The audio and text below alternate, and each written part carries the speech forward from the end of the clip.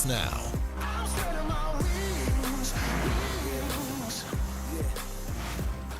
Ronald Acuna Jr. is heating up. Home runs in back-to-back games. The Braves are already hot. They've got the best record in the majors, taking on the Reds, and some of you will see that across the country as Fox Baseball Night in America, sponsored by Geico.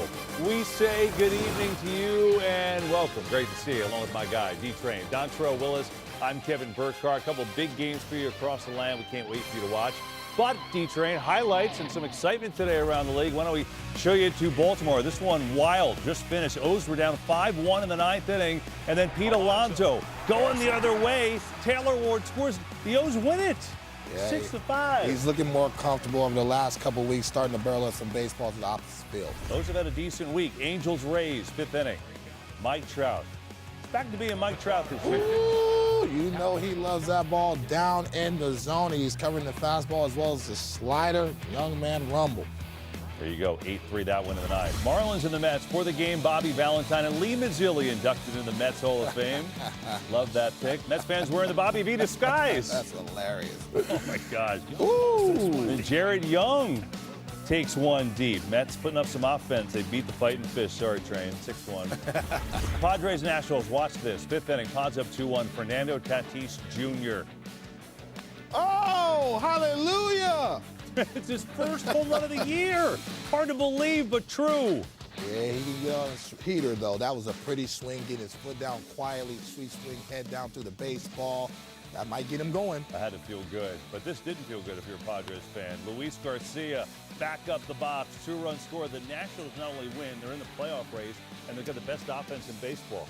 Bet you didn't see that coming. No, I did not. Then there's Ben Brown, who takes the hill for the Cubs. He's been great. He was a bullpen guy, went into rotation because of injuries, and he's got a 1.89 ERA, so he'll get the call here today. As for the Cubs themselves, it has been quite a roller coaster of the season for these Cubs, right?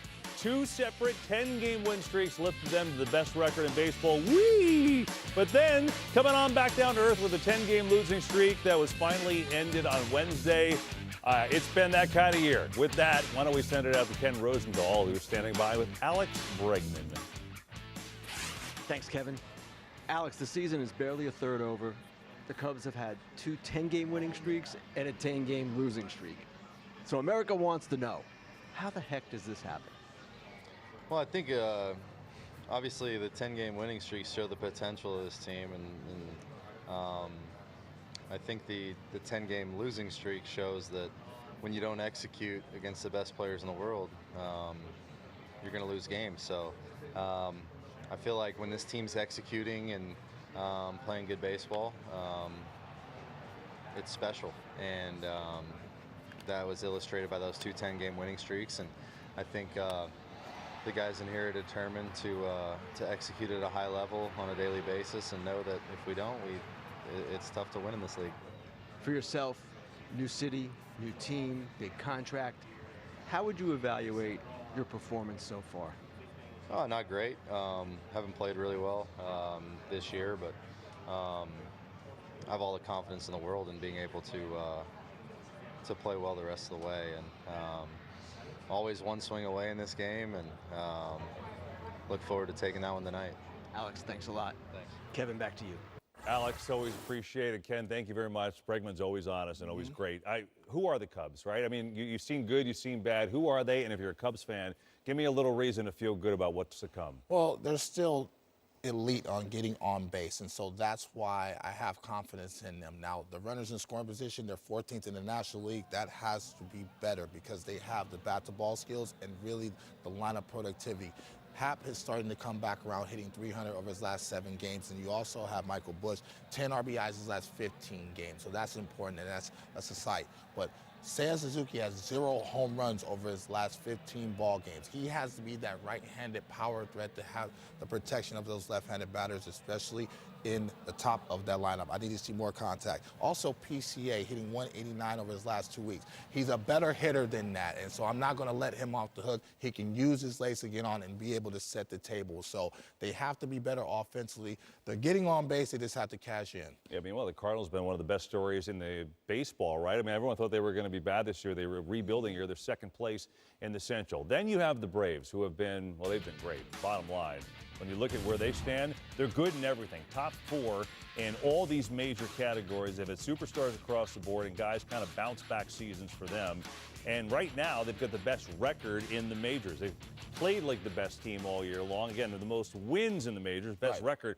Are they the best team in your eyes? I think the Dodgers have a slight edge right now, but Ronald Acuna Jr. is the key. Now, can he go back to that 40 and 70 guy? It starts to look like that over the last couple of days. If he's starting to cover the baseball and hit for power at the top of the lineup, then you can say they have the best record and the best team because he's really dynamic like a Shohei Ohtani. But also the guy that I'm looking at is Austin Riley. Where has he been? He has digressed the last couple of seasons. If he can just be a shell of himself, man, that's 8 guys in that lineup that can beat you on any given day. And especially over his last 15 ball games, he's hitting .204 with 25 strikeouts. You talk about a couple years ago, this was a guy that was a runner every year for the MVP. So he has to return to form. If he's able to do that, watch out in Atlanta. Yeah, and Chris Sale's ageless. He just keeps being Chris Sale and trying to win on the Cy Young again, doing his thing. So there you go. Baseball Night in America, a couple great games for you across the nation. And to sum it up, we got some young stars on display. Ellie De La Cruz, the all-star shortstop for the Reds. They'll be taking on the Braves in Cincinnati. And then some of you across the country, speaking of young stars, Jordan Walker. It has been a breakout year for the Cards, young slugger. He's going to make an all-star team this year. Taking on the Cubbies. Baseball Night in America on Fox. Enjoy it, everyone. We'll see you later.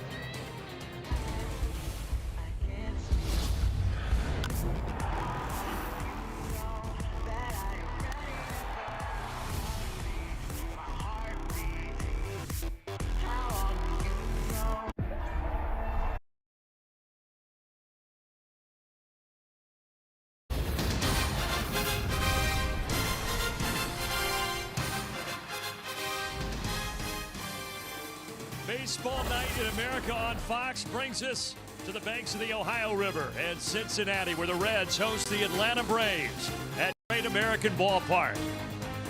The Braves 39-19, the most wins in Major League Baseball tonight. They go for number 40. Hello from the broadcast booth. Brandon Gaud alongside A.J. Pierzynski. Let's start by talking about the Atlanta Braves, A.J. So I mentioned 39 wins, try to become the first team to 40, and they've done it really without their MVP, Ronald Acuna Jr., providing a ton at the top of the lineup. He hasn't really done much. 2 homers in the last 40-plus games, and then the last 2 nights, 2 homers. But I love the 4 walks. That means he's getting good pitches to hit, and when he gets them, he's not missing them. The Braves have been really good all year. Their offense is 3rd in baseball in scoring, and Acuna hasn't done much. Imagine, Brandon, if he keeps going at this pace, how good this Braves team can be.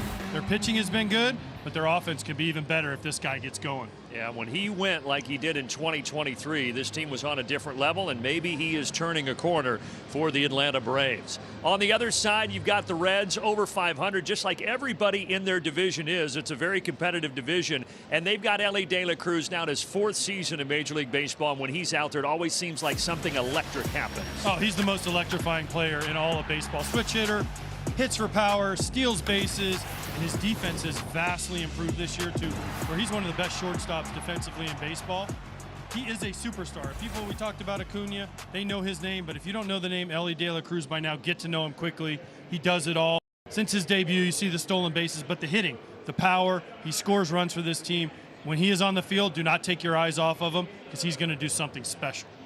Ronald Acuna Jr. in the Atlanta Braves, Ellie De La Cruz in the Cincinnati Reds. Baseball Night in America on Fox. Next.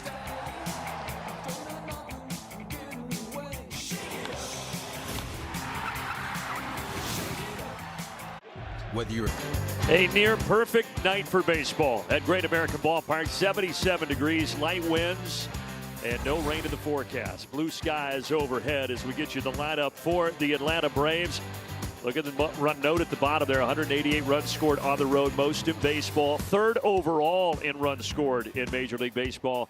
And it starts with the 2023 MVP, Ronald Acuna Jr., who has a homer in each of his last 2 games. Opposing that lineup tonight, Brady Singer, 11th start of the season. He's a veteran, AJ. This year, though, you can see by the numbers 5.32 ERA, he's had his struggles. He has, and It's because he's locating in the middle of the plate. Teams have been loading lefties against him, Brandon, and the Braves have a bunch of lefties in their lineup, but when he makes a mistake, people aren't missing it. He hasn't been able to hit the edges as often, and with a lefty-heavy lineup, if he doesn't locate that sinker, he has been getting hit pretty hard. Yeah, throwing that sinker almost 50% of the time, and then the slider right behind it. And the defense behind him, Bleday, Myers, and Dunn. Dunn had a couple of spectacular plays last night in the first inning out in right field. Suarez and Steer at the corners. De La Cruz so electric at short. McLean at second, and Tyler Stevenson is the battery for Singer. Here's a look at tonight's home run odds, available now on FanDuel. Speaking of homers, man at the plate had one 2 days ago in Boston, a grand slam, and then he had a solo shot last night to start the ball game and start the series here in Cincinnati.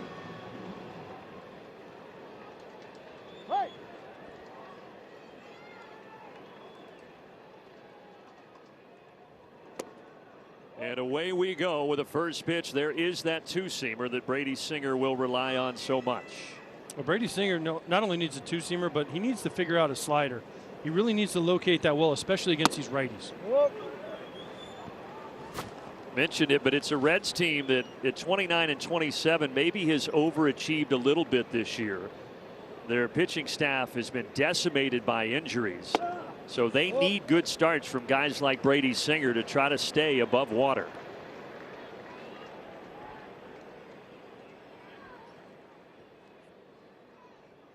Misses on the first three to Ronald Acuna Jr. And then Acuna unloads but sends it well foul. Long strike. You'll actually take that if you're Brady Singer. 3-0, I'm laying one in there. He's out in front. No big deal. Aggressive, though, by Acuna. 3-0 leading off the game. And then the 3-1 bounce to Suarez.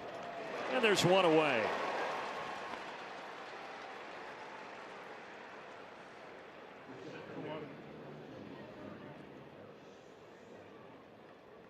We talked about it before we came on the air tonight, but Acuna has only really hit in the last couple of games. He struggled on the season, but the other guys have picked up the slack, including this guy at the plate, Michael Harris, who is off to a tremendous start to this season. That's what Walt Weiss was telling us before the game, AJ. He says it's kind of been some of the other guys that have really helped elevate this ball club. Yeah, but Michael Harris has done it before. He's talking more Dom Smith and Mauricio Dubon and Jorge Mateo. Those guys, role players, are having great years. Michael Harris has done this before, and he is having an unbelievably good first half. Now you compare Michael Harris's numbers on this date, May 30th this year, to May 30th last year. It is totally night and day. He's hitting over 300 now. He was hitting 223 at this point in the season in 2025.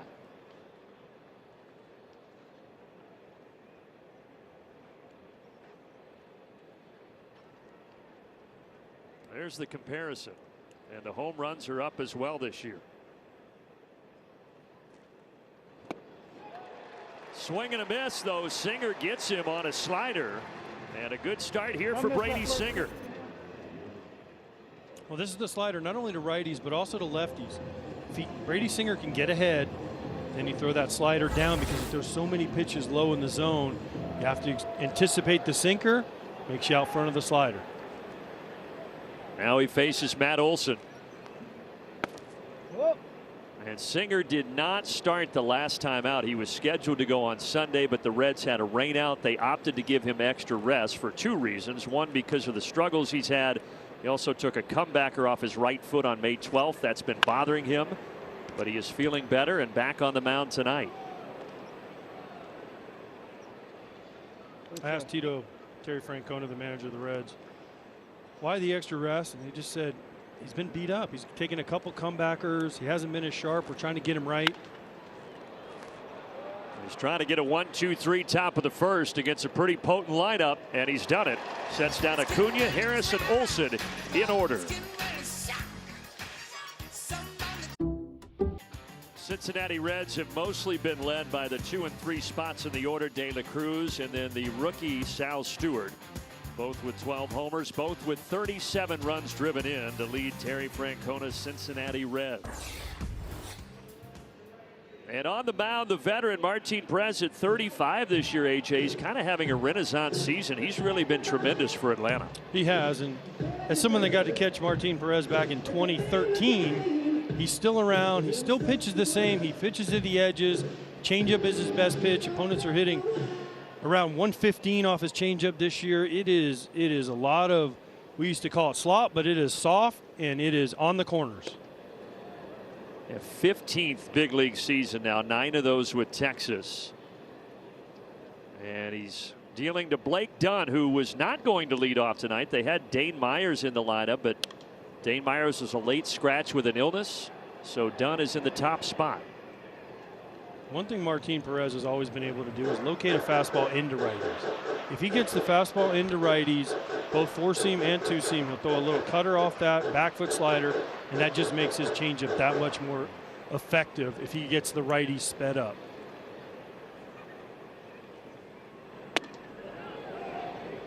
Well, check down, but he went, says home plate umpire Marvin Hudson, who is the crew chief tonight.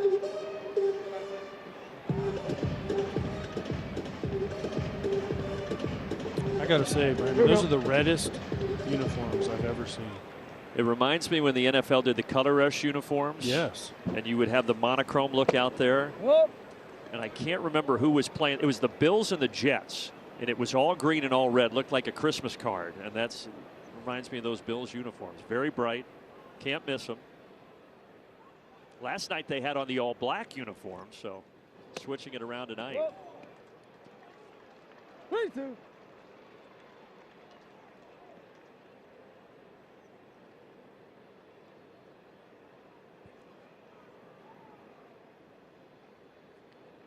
Payoff pitch here to Dunn, and he fouls it back. You know, this ballpark, it gets talked about a lot, but it is a hitter-friendly park, and that is why this team is really fueled by the homer. They're 7th in home runs, but in average and on base percentage, they're in the bottom third of the league. You say that, and it always had the nickname amongst players, the Great American Small Park, but it actually has become an almost neutral park. I don't know if it was the humidors they put in or the Reds pitching has gotten better, but it actually has become almost a neutral ballpark, even though it still feels small when I come here. Well, that one a little bit low, and Blake Dunn with a leadoff walk. 8 pitch at bat to start things for Perez. Here is Ellie De La Cruz, 2-time All-Star, 4th year in the bigs, but over his last 9, he has struggled a little bit. 5 for his last 37 with 18 strikeouts.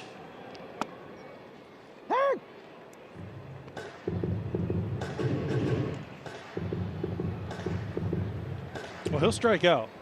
He'll also hit one 500 feet, and you just stare in amazement. But against Martin Perez, he's got to get the ball up. And he's got to try to get ahead in the count so he doesn't have to face the changeup and let Martin dictate the at-bat. That's really all these Reds hitters. They have to dictate the count and the pace to Martin Perez. Because if he gets out in front of you and he's using the edges, it's a long night. Well,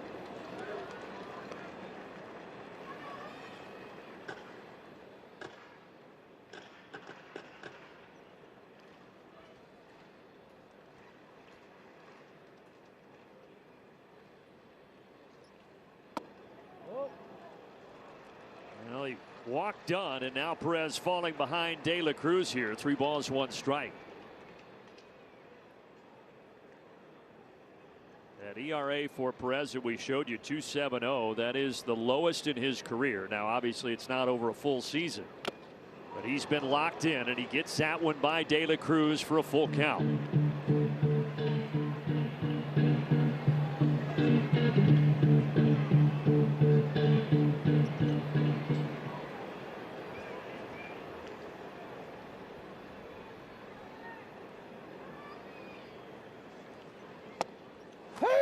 Payoff pitch and a called strike. And no challenge from De La Cruz. He is down looking. This is the pitch I'm talking about from Martin Perez. This is the front hip two-seamer that just runs back, clips the inside corner. Ellie gives up on it, thinks it's going to be inside. It stays right there. And Martin Perez steals the strikeout.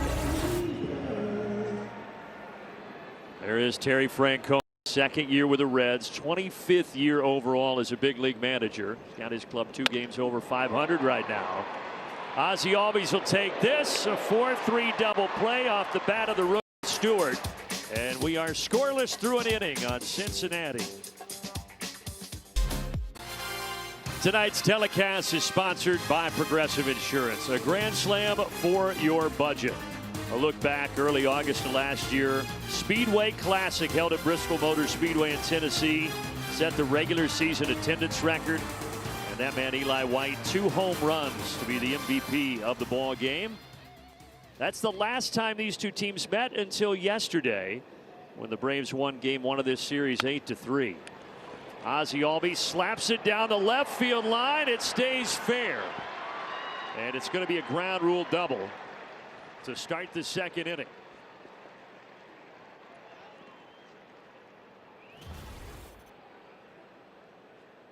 Albies ready to go from the jump, sinker down. He actually kind of shanks this ball a little bit, but I love that he's staying on it, doesn't try to pull it, takes it where it's pitched, and just places this ball down the left field line for a double, bounces up into the stands. Bad play by a fan over there. Hey, you got to catch that. Right? That's not even hit hard. That was bouncing at about 12 miles per hour. So E10 over there.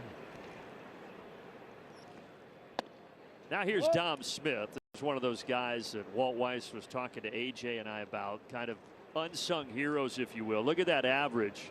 Hasn't been playing every day, but when he has played, he has been tremendous.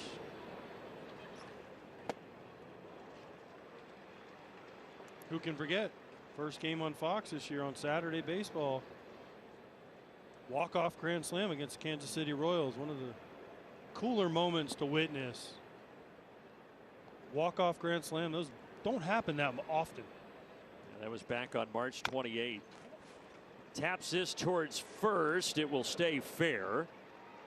Ozzie Albies to third base. 1 down. What? Wind up. Okay.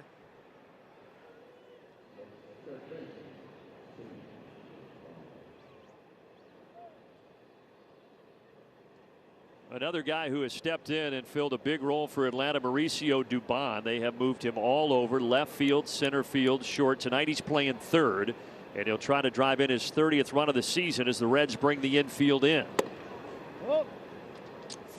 Second inning, they got the infield in. That shows you how much faith they have in Brady Singer to get a ground ball, and also how much they think Martin Perez might be pretty good.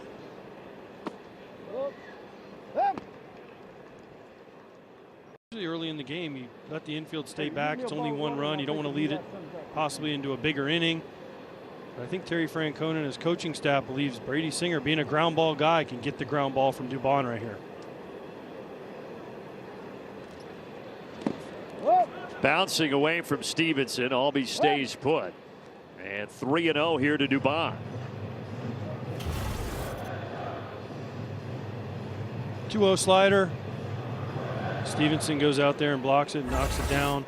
Interesting pitch here for me. We saw Ronald Acuna Jr. swing 3-0. I give Dubon the green light right here, 3-0. Walt Weiss and the Braves. Inside corner. He was not swinging. Yeah, That was not at that was auto tape.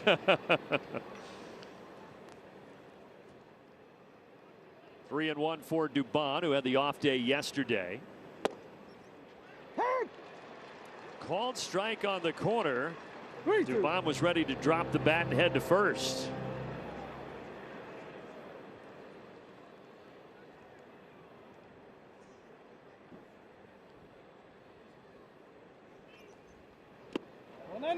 And Dubon stays away from that slider. And the runners are at the corners.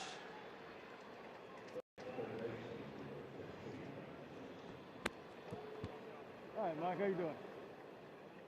And now Yastrzemski. As Brady Singer's got some traffic here in the second inning, and we mentioned that Singer struggled all year, but really the last 4 starts been a big issue. An 8.47 ERA. He's given up 6 home runs in his last 2 starts alone. The long ball has really plagued Brady Singer. And lefties too. Lefties have hit him at 385 coming into this game, over 1100 OPS. Interesting pitch selection there to Dubon. 3-2 slider. He's hoping he can get Yastrzemski here to roll over a ground ball and get a double play. Whoa.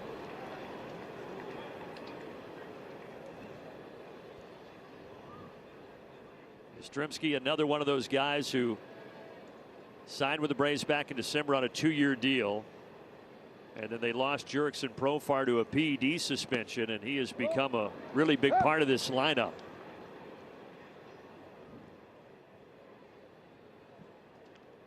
Well, they have a nice thing going in Atlanta. Yastrzemski in left, Dubon when he has to play out there, Michael Harris in center, and then Acuna in right. That is a solid outfield, along with the infield that we know of Olsen and Riley and Albies and Drake Baldwin when he comes back. And Yastrzemski is going to drive in the first run of the ball game.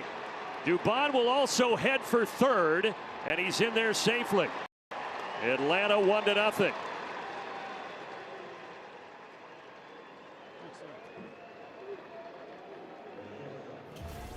Well, here you go. Mike Yastrzemski's been a professional hitter. Gets his ball. It's down in a way, but you watch his head, how he stays on it. Doesn't try to do too much with it, just hits it up the middle. And then I love Dubon. Right in TJ Friedel's face in center field. Goes first to third with no throw. Left-handed thrower going to his left is a go. Oh, now they might have him in trouble, but the ball gets away. They still got him. The ball hit the bag, and that allowed Suarez to pick it up and get Dubon at home plate. Well, this was a squeeze, as we'll see here. Supposed to be a safety squeeze. They have him hung up, and then you're right, the ball hits the bag, otherwise he's safe. Dubon also kind of blew a tire along the way home, and I think we're going to get a review, but I still think Stevenson got him. Dubon sure didn't think so, and Walt Weiss is going to challenge this. Atlanta's challenging an out call at the plate.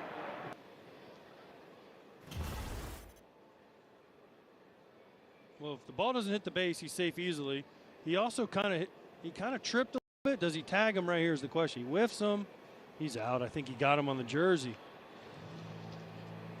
Let's see this look. I don't know that he ever touched him.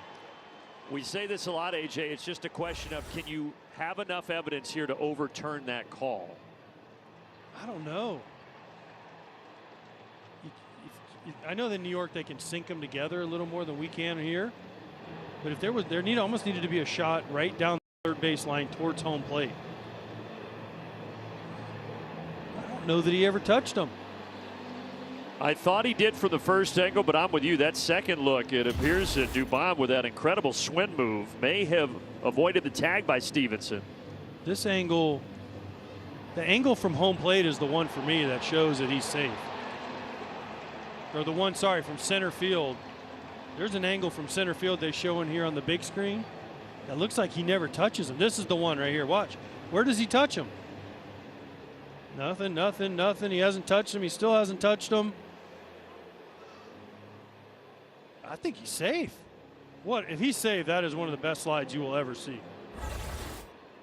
Dubon was emphatic that he was safe. They're taking a long look at this. This is where, if you're Stevenson, you're saying the ruling on the field was he's out. Please confirm. Well, they're hoping it just stands. I don't know. Here we go. After review, the call on the field stands. The runner is out. Atlanta will lose their challenge.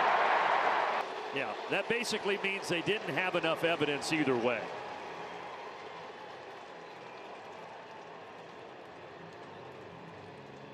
A break for the Cincinnati Reds.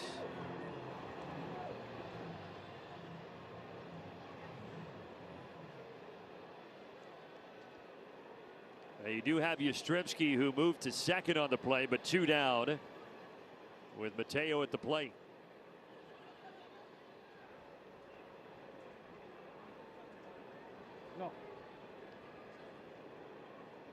Quick chat with Marvin Hudson back there. Long-time veteran Major League umpire, has been umping at this level since 1998.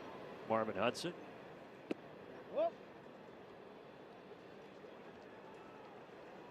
He must have had quite a few games with you back there at catcher. Yes. Marvin, one of my favorite guys. Always fun, always smiling. And he was a Division III catcher at Piedmont near Atlanta. So you guys have that in common too. Marvin Hudson was a college catcher. That's why he was a good umpire. Catchers are the smartest and the best on the field. How about the broadcast booth? What happened there? Yeah. Can't win them all. No.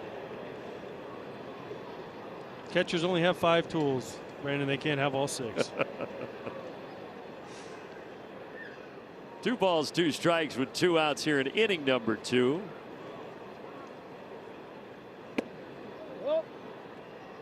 Two-seamer low, full count. You can tell Brady Singer still doesn't look comfortable. Just missing a lot of balls that he's pulling down and away to these righties, trying to find that release point, trying to find that pitch that kind of is a sinker, starts off the plate as a ball and runs back to a strike. He's just pulling a little bit. See the way he's walking around the mound, grabbing the rosin bag, just trying to find his rhythm. Problem with a pitch com here for Stevenson. Wouldn't be an official Major League game without a pitch com problem. Nope, you got to get at least one a game. You know, Brady Singer did mention that comebacker that he took off the right foot. That was May 12th against the Nationals. And he said during that start and the next start on May 17th, because that's his push-off foot, it was bothering him. But he was hoping with the extended rest from the 17th to today, the 30th, that it would be feeling better. 3-2 fouled off.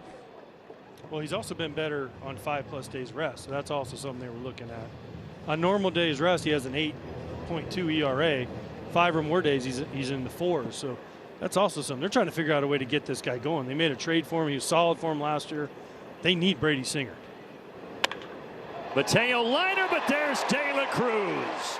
Helps to be 6-6 over there.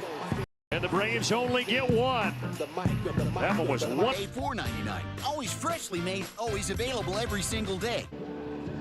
Back in Cincinnati, 1-0 Atlanta. Brandon Gaudin, A.J. Pierzynski in the booth. Joining us from the Cincinnati dugout right now is Chase Burns, guy who's having an incredible breakout season, former number 2 pick in the draft. Chase, appreciate the time. Seems like this year everything is going right for you. We're showing your numbers on the screen. You must be feeling pretty good right now. Yeah, a lot of confidence, a lot of growing from last season, but super thankful. So. What changes from year 1 to year 2? A lot. Confidence, just growing in the game, growing as a person. You know, just getting used to the big league level.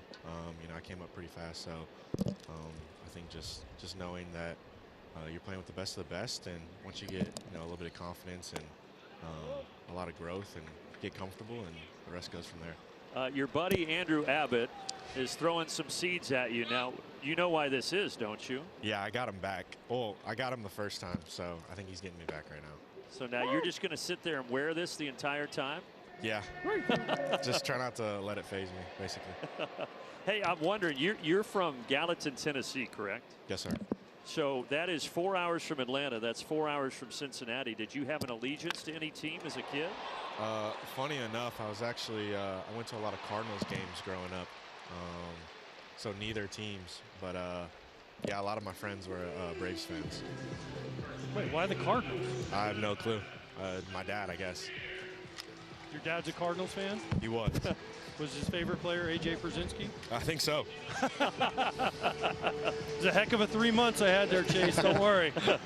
Hey, getting back to your stuff, and A.J. was asking the difference between last year and this year, but you look at your arsenal, and really, yeah, you're throwing that changeup a little bit, but you're really relying on the 2 pitches. That mix, for some guys, does not work as a starter. How have you made that work at this level? I think the biggest thing is just execution. You know, getting my fastball at the top of the zone. You know, getting it in, moving it around, changing eye level, stuff like that. And then also just getting the slider down, not hanging it. You know, just it goes back to just execution. This rotation has had so many injuries. I know we don't need to tell you that, but you guys feel that when you start getting some of these arms back, this is a rotation that can be really, really potent. Yeah. You know, I got to see HG.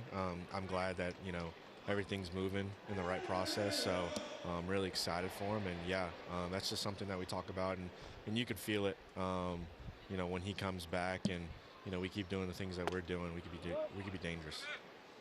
Chase, the NCAA regionals are on right now. You started at Tennessee and ended at Wake Forest. Which one do you root for? I don't really root for either. I root for the Cincinnati Reds right now. Come on, it was on in the clubhouse now when I was down in the clubhouse. Yeah. No, I mean, I like to root for both. It doesn't really matter to me. I'm more focused on the Cincinnati Reds, but college baseball is awesome to watch. Because Vitello's not there anymore, so you can tell Tom Walter that it's Wake. It's okay. He's probably watching. It's a good one. It's a good one. A walk here for Steer. Hey, Chase, your Wake Forest Demon Deacons did win 12-3 today over Binghamton, by the way. I don't know if you caught that. Yeah, I did see it. I'm happy for him. Okay. And Tennessee lost, by the way. Yeah, I saw that too. Oh, so you see now he is paying attention. Uh-huh. Yeah, he caught me. So Chase, but such a quick rise through the minors for you. And you get here, and last year I'm sure you felt like you were drinking out of a fire hose. Now you're settled. That ball's hit deep, by the way. And just like that, the Reds have a 2-1 lead off the bat of Spencer Steer. Or rather, Blade bringing in Steer to make it 2-1.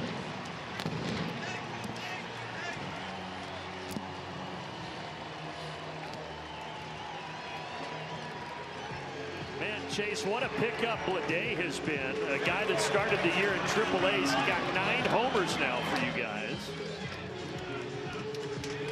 Yeah, he's hot. I mean, he's swinging it well. I hope he keeps swinging it, so he's doing amazing. So I was starting to say that with a quick rise through the minors and being here at 23. Boy, the balls are just getting smoked right now. What a play out of left by Yastrzemski. But do you have guys, whether they're on the Reds or other teams, that you have looked up to that you've already crossed paths with and thought, man, it's pretty cool that I'm sharing a field with this guy? Yeah, I mean, all the time, every time I step on the field, it's like, wow, I watched this guy play. It's crazy. I mean, we talk about Blade, who just hit that homer. I mean, I remember watching him when he was at Vanderbilt, and now I get to share the field with him. So that's pretty cool. You know, Acuna, I watched him when I was in high school playing the bigs, and, you know, get to share a field with him. So it's pretty cool. Was there a pitcher that you model yourself after? You know, there's a bunch. I feel like too many to just put one finger on, but there's so many. You know, Hunter Green's one of them. Glasnow's one of them. You know, I feel like a bunch of guys that you know, moved up fast, and sorry, I'm kind of getting distracted right now. But HD was a big one. You know, kind of the same pitcher, to be honest. You know, we joke about how, you know, that third pitch is coming along for me, and he always says how more advanced I am at this age than he was. So it's really cool to see that, you know, and be able to talk to him and see his thought process, and I can't wait for him to do that. Correct me if I'm wrong, but you were born in Italy, right? Yes, sir. And that, were your parents stationed there for the military? Yes. So both of my parents served in the Navy. That's where they met. It's kind of their little love story.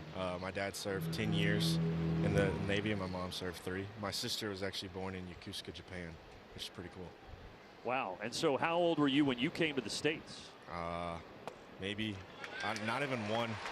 I don't know if I stayed there not too long. Might have been 1 or something like that. Okay, so your pizza cappuccino palate isn't really that refined. No, not really. I love it. I love it. This has been, so far this season, an interesting one for you guys, because you got off to a pretty good start. Then you had the lull there early on. But what, as you've gotten to know this team and Terry Francona, what do you think the ceiling is for this ball club, Chase? Yeah. We could do something special. You know, yeah, we've had some ups and downs, but that's baseball. You know, 162 games is a lot of games, and so kind of just ride the wave, capitalize when we get hot, and try to maintain when we're, you know, riding that low wave. So, you know, it is what it is, but I think we can do something special here. Well, this is going to go into right center and be caught on the warning track by Harris. Chase Burns, really appreciate you spending the bottom of the second with us. Yeah, thank you guys. Bleday with a 2-run homer to give the Reds the lead. J.J. Bleday with a 2-run blast. He has been a great find for the Reds this year and gives Cincinnati a 2-1 lead here as we go to the third. Singer back to work against the bottom of the order and Sandy Leon. The Braves have their young star catcher Drake Baldwin on the IL with an oblique injury. Their other catcher Sean Murphy is out with a broken finger. So they went to the Mexican League to get Sandy Leon. He was in their AAA system at the beginning of the year, but had left to go play in Mexico. But they called him and said, wait, Sandy, we need you back in the organization at the big league level. And here he is. Yeah. Listen, Sandy Leon is not here to hit. He is here to catch, handle the pitching staff until Drake Baldwin and Sean Murphy come back. But what a great veteran presence to bring in. Yeah, here we go. I don't want to say out of nowhere, but out of the Mexican League, and just there handles the pitching. The pitchers rave about him. The guys rave about him in the clubhouse. Yeah, a lot of people say that Sandy Leon will either be a big league manager or part of some big league coaching staff whenever he is done. Now in his 13th big league season as a player.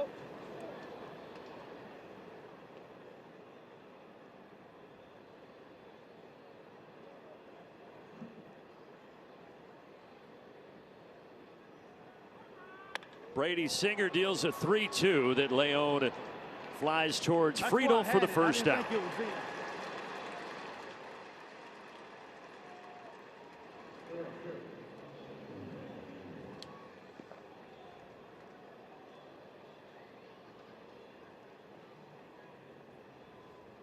Back to the top and Ronald Acuna Jr.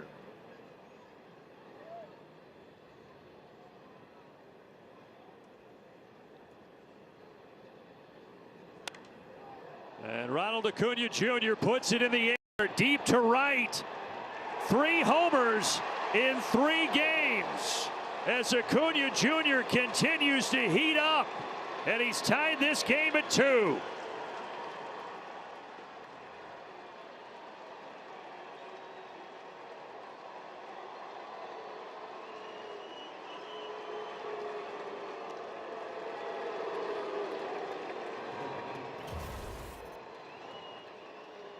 This is not a terrible pitch. It's just kind of down middle, and Acuna just stays on this ball. And I don't think Brady Singer could believe that this ball went out of the ballpark. It just kept going and going and going, and just kind of ends up in the front row. That's what Ronald Acuna Jr. can do. When he gets going, there's nobody better. So first 42 games, he hit 2 home runs total. Now in the last 3, he's hit 3, and he's starting to look like the MVP from a few years ago.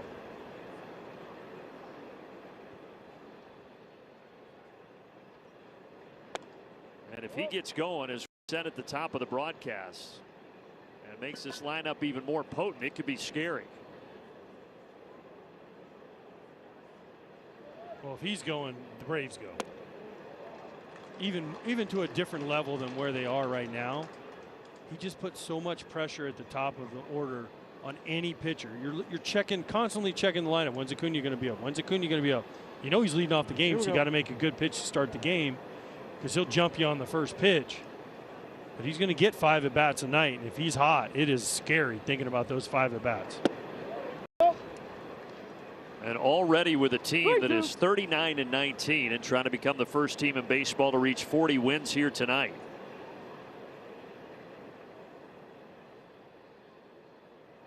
A lot of deep counts for Singer early in this game. Another 3-2, and Harris fouls away the 2-seamer. I think what I find interesting is what you just said, 39-19. I think coming into this year, people would have said, the Braves have a good team, but then you lose all the starters you lost in the beginning of the year. You lose Baldwin, you lose Murphy. This will hang up for Dunn. for them to be where they are, Brian Snicker retires, Walt Weiss takes over as the manager. Braves fans have to be ecstatic. Chris Sale's doing great, obviously. Bryce Elder's been really good. Martin Perez has been a revelation. But like we talked about earlier, it has been the role players that have done a lot of the heavy lifting for this team. And now, if Acuna goes, it could be scary for the rest of this league. And like you said, a lot of their pitchers have been injured. They're hoping in the second half to get back Spencer Schwellenbach, Hurst, and Waldrop, two guys that they really relied on last year, could make the rotation more formidable. And they have Reynaldo Lopez, who they signed to a nice deal they were counting on, who missed almost all of last year. He's just pitching in the bullpen. And listen, the Braves back end of the bullpen with Iglesias, Suarez, and Dylan Lee is as good as it gets. It's basically a 6-inning game when those three are all available. Yeah, you line up Lee, Suarez, and Iglesias 7, 8, 9. It's been lights out for Atlanta. Hard liner out to right, but another play by Dunn. But Acuna with a solo blast, his third in as many days, ties this thing at 2 apiece. Right. Acuna with the equalizer. And now the bottom of the third and the top of the Reds order with Dunn.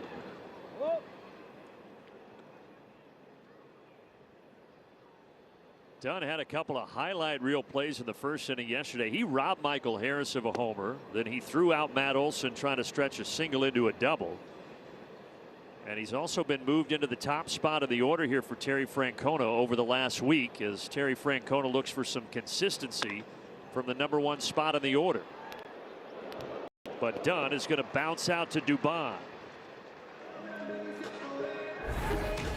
Ellie De La Cruz coming up. Sleeper pick sponsored by Mattress Firm. How about Ellie career against left-handed pitching? First 3 seasons a bit of a struggle, but boy, AJ, he has turned a corner this year. He has, and he has made some adjustments. And that was the thing. At one time they were talking about him just being a left-handed hitter, just only hitting against righty or only hitting left-handed. But this year he's made some adjustments. He's changed some things up, and he's doing damage from the right side. Switch hitting is so valuable, especially from a guy with the skills Ellie has. Just wish he could just make a little more contact for him, just a little bit more contact, because he's so fast. If he just puts the ball in play, so many good things happen. Yeah, in 2024, his second year in the league, he led Major League Baseball with 218 strikeouts. That also was a Reds single season record. The numbers were better last year and a little better this season, although he has been striking out quite a bit over the last 2 weeks. But imagine if he could cut that number to 150. The pressure it puts on the defense. Just, I know it's easier said than done.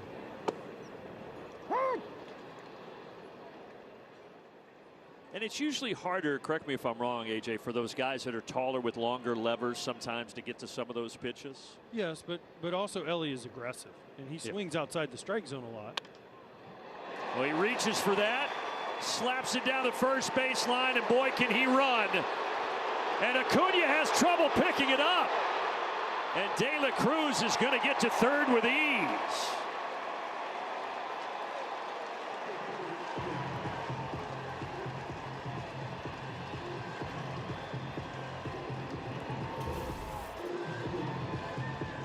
Well, this is just a great piece of hitting. A little backdoor cutter.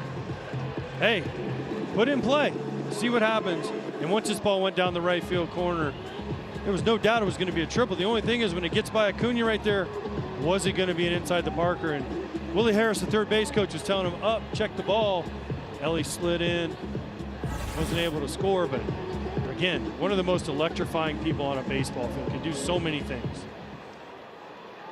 Only his 4th season in the bigs, already 26 career triples now.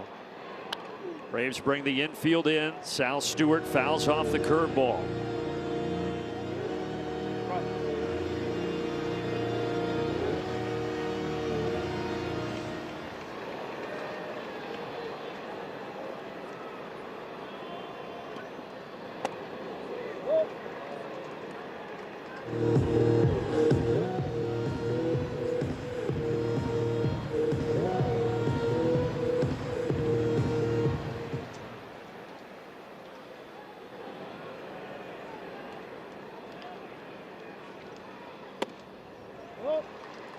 And Perez misses up again here. 2-1 to the 22-year-old rookie Sal Stewart.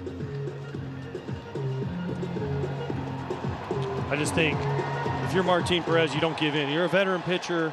Infield's in. You don't give in here to Sal Stewart. You continue to try to get him off balance. Locates that right on the inside corner. And exactly the last thing I know Sal Stewart was looking for. He's thinking, no way he's going to challenge me with 90 on the inner third. Boom, veteran guy, veteran catcher, mixing it up. Now let's see what they do, because now they really have two pitches to play with right here. If you're Martin Perez and Sandy Leon behind the plate, you can kind of try to mess with the young guy. Now Sal's been great with runners in scoring position, but you can kind of try to play with him a little bit. That one inside even further, full count. But see, he stuck that in there trying to open up either the changeup away, a backdoor slider, cutter away, or he can try, because he just threw the four-seamer, that two-seamer that starts as a ball and comes back to a strike. There's still a lot of options for Martin Perez. Bouncer to third, and Dubon bobbles for the moment, but that is not going to get the run home. And there are two down. So there was the changeup, but he had just gone in. So that's when you talk about pitching and, oh, he only throws 90 miles an hour, 91. How do you get guys out? We have to set up pitches, and that's a veteran pitcher with a veteran catcher. Make him see fast, fast, fast in. I got to be quick. 3-2 changeup down and away, ground ball to third, run doesn't score. Now facing Eugenio Suarez, who flew out last inning.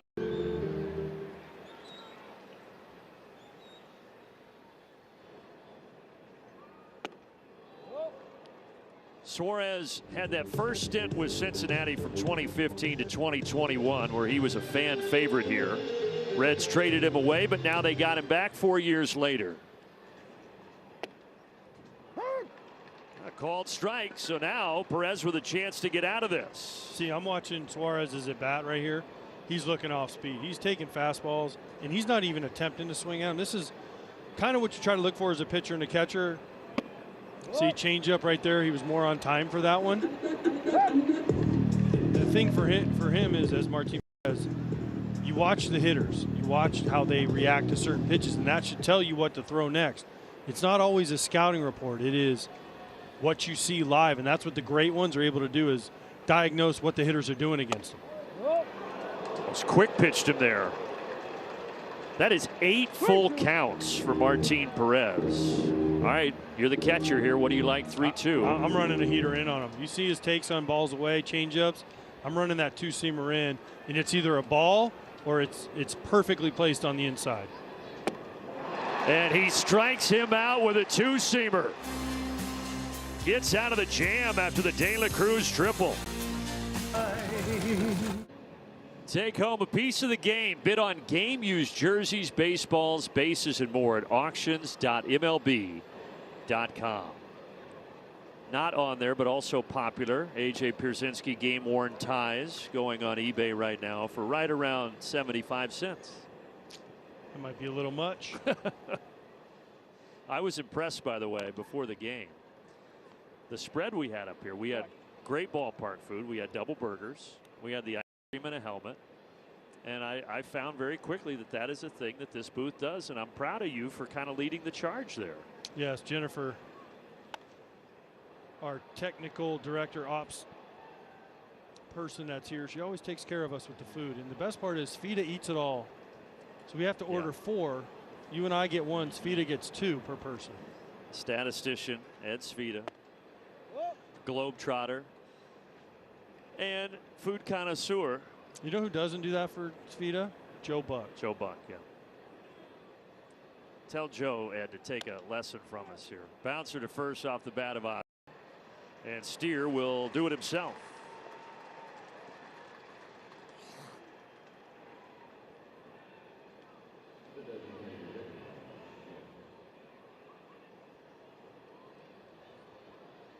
So Brady Singer gave up the RBI single to Yastrzemski in the second, the solo homer to Acuna in the third. Now he works here in the fourth against Dom Smith with 1 out.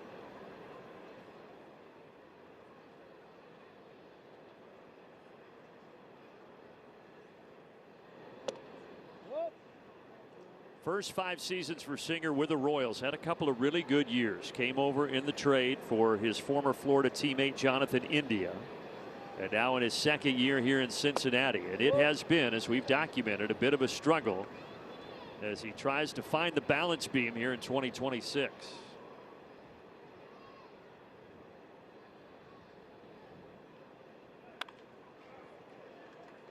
Innocent grounder to De La Cruz.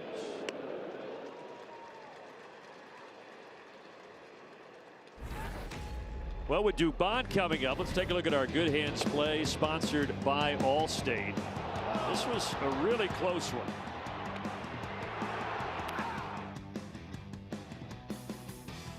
Aye. Yeah, I still think he may have gotten in there, but Was that the Good Hands play or just the craziest play we're going to have of the night? the Brought base to you by Allstate. The base really had the good hands. That saved Suarez. A quick inning here. Low throw, but dug out by Steer. 1, 2, 3 for Brady Singer. Everybody's ball. Well, this summer, the biggest tournament on the planet comes to America. You can see it all right here on Fox. 2026 FIFA World Cup. It all kicks off June 11th on Fox and FS1. Brandon Gaudin, A.J. Pierzynski here in Cincinnati. 2-2 as Steer leads off the bottom of the 4th.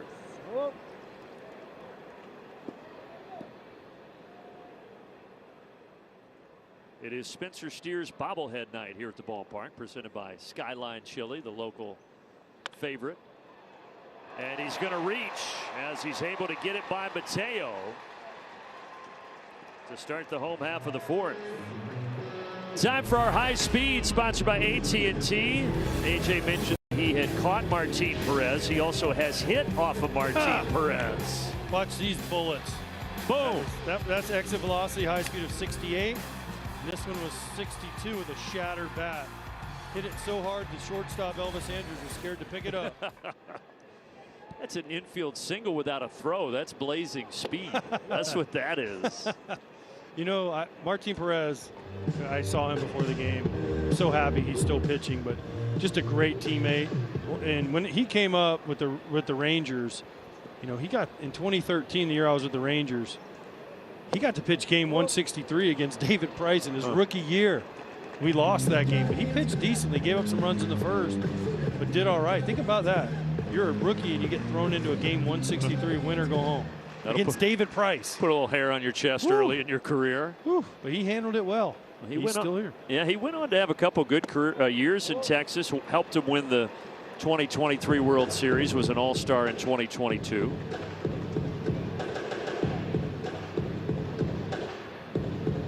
And when he got to spring training with the Braves, it looked like there wouldn't be a spot for him. He was probably just going to be an extra body, but because of the injuries, he was thrust into the rotation, and it's been a very valuable piece.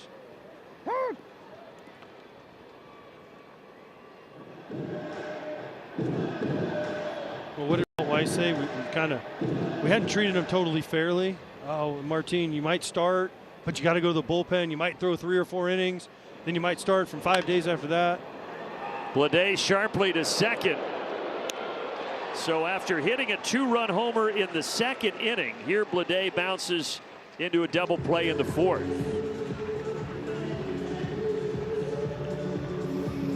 But that is the advantage to having veteran guys that have been around. They can handle different roles and they don't complain. They just do what they're asked and they want to be around. They want to help the young guys. And here Martin Perez is going out and just having a really nice year. Yeah, Walt was joking about the number of times he'd been in and out of the office for those conversations. Hey, Martin, today we're going to maybe use you out of the bullpen. If not, we might start you in a couple days. And Martin just says, okay, whatever you need, Skip.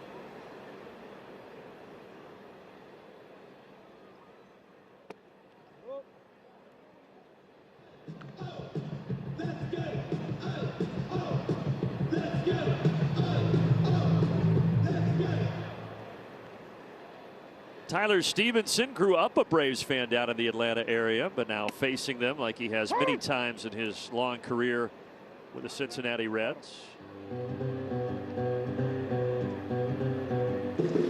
This is the guy the Reds need to get going. Him and Matt McClain, the next 2 hitters, They need to figure out a way to get those guys going. Stevenson has been really good at times. He's been injured on and off, but when he's good, he's a weapon at catcher. And then Matt McLean is a guy they've been counting on for years, but because he missed a lot of time with injuries, it's just so hard to come back. He's not going to reach here as Stevenson. A soft liner to short. Nothing doing for the Reds in the fourth. Stuff works. Identical for the Braves and the Reds. 2 runs, 3 hits, no errors as we march to the 5th.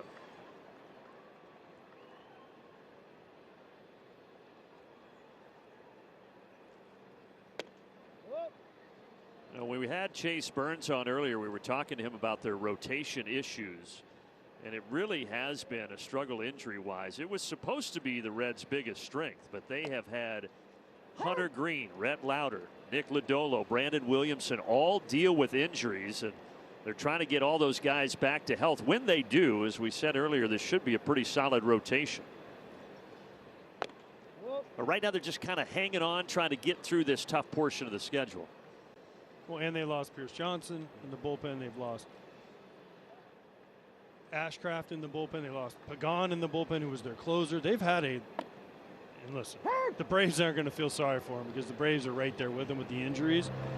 Lodolo's worked his way back. Hunter Green's working his way back. Yes, if this rotation and this pitching staff is whole, they're really good. But there's 29 other teams that could basically say the same thing, Brandon. Yeah, you're never going to get through 162 without some issue with arms. That's just the modern game. De La Cruz up the middle, takes care of business. Well, let's all play ball. Don't miss Play Ball Weekend coming up June 5th through the 7th, encouraging youth everywhere to get out and play. You can visit playball.org to register for a free event near you today. In a lot of these cities, summer has arrived as of this weekend, so a lot of youngsters out at the ballpark. School's out, right? Most places. Hard to believe. If it's not this weekend, it's next weekend for pretty much everybody. Some East Coast schools not, but most of the rest of the country, yes. Jorge Mateo, high, deep, and gone. A no-doubter to the second deck.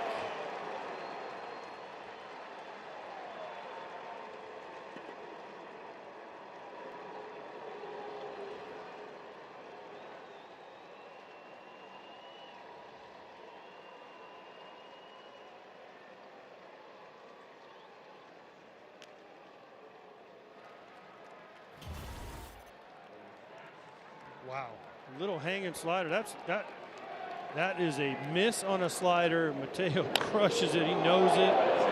Everybody, I think, in the ballpark knows that he watches it, he admires it, drops his bat, takes a slow jog around the bases, but that ball was crushed.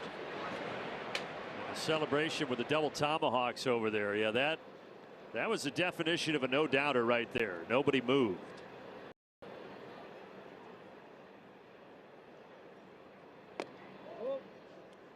We've said it a couple of times. That's another one of those guys that Jorge Mateo, you didn't know what role he might play on this team, but when his number has been called, he has been a great spark for Walt Weiss.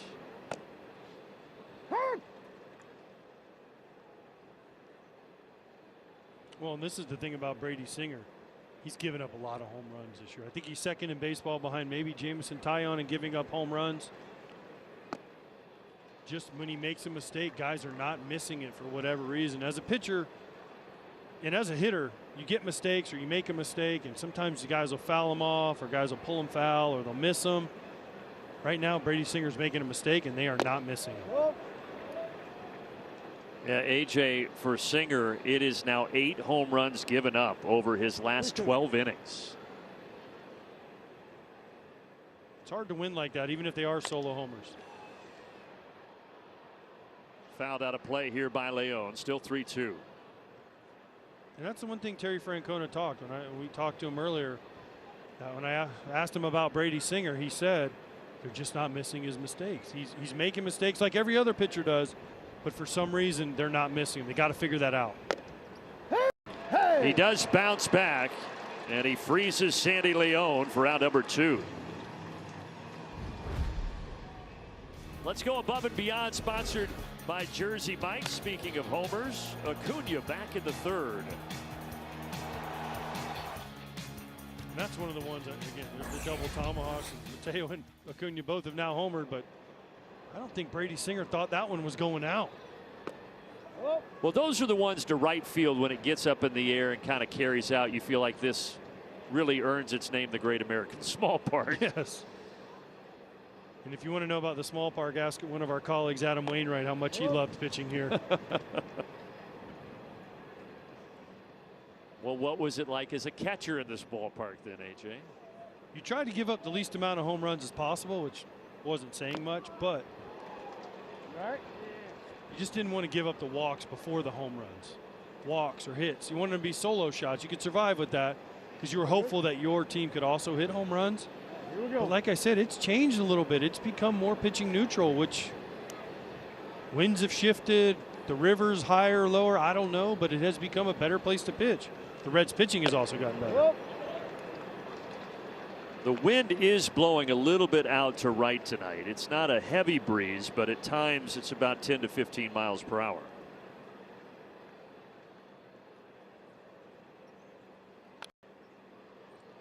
Healthy hack from Acuna, 3-2. 3-2.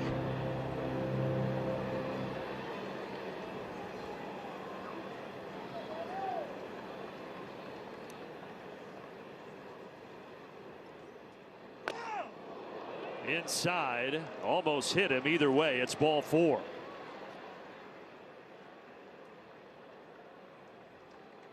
I don't think Acuna likes the ball inside very much. No. It wasn't that close to him, and there was a little bit of a scream.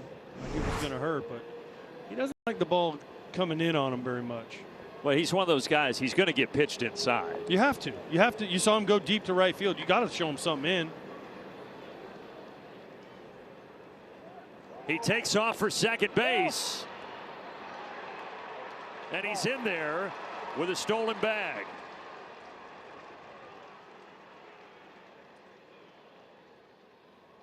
This is a really good throw by Stevenson to make this even somewhat close because he got a giant jump. And that is about as good of a throw as you can make, and Acuna stays right on the base. Ellie obviously holds the tag on him, but that is a perfect throw with no chance.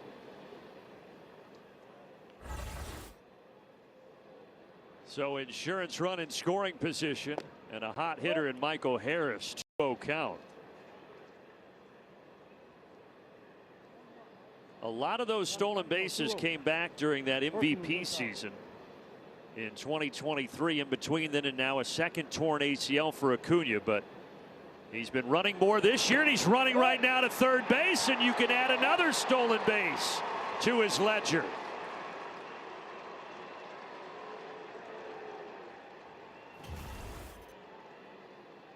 He just gets a huge jump. Brady Singer doesn't even really care because he's already in scoring position. That's why no throw from Stevenson. You can get a lot of stolen bases easily with 2 outs trying to steal third like that. And now Harris walks, so they will be at the corners for Matt Olson.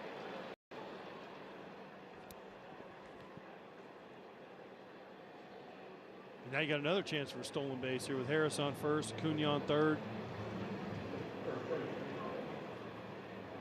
You got Singer. He might be nearing the end here. He's at 84 pitches. Derek Johnson, 8th-year pitching coach, strolls to the mound.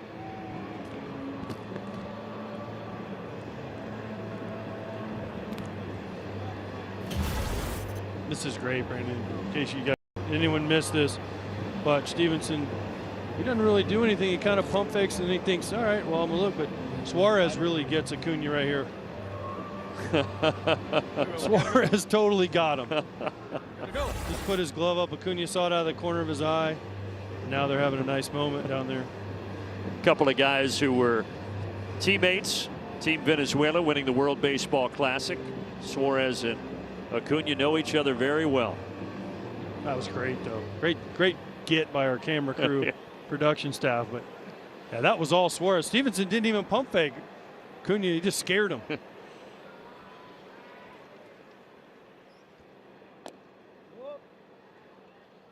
So now you have the rub if you're Walt Weiss. Do you run Harris here and then potentially take the bat out of Olson's hands? Or do you try to leave that hole open for Olson to possibly roll one through? Yeah, it is a pretty big hole on that left side. Catcher's challenge and call the ball. Automated balls and strikes powered by T-Mobile's network. And it misses. Yeah, worth it. You said not worth it? No, it's worth it. Oh, okay. I think that's a big pitch in this. 1-1, a 2-0 is a big pitch. And you can kind of feel the momentum swinging towards the Braves heavy here.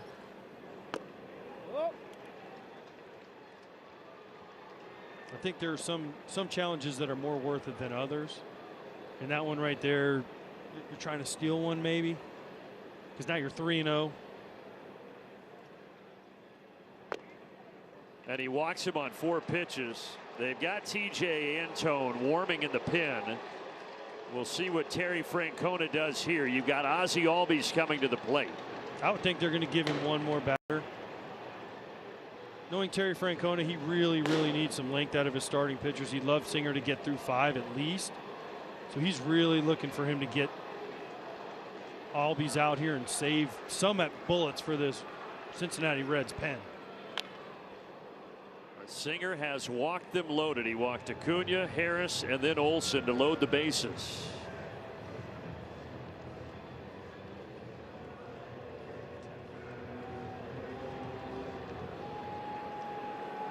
Albies doubled in the second. He grounded out in the 4th. He has 5 career grand slams.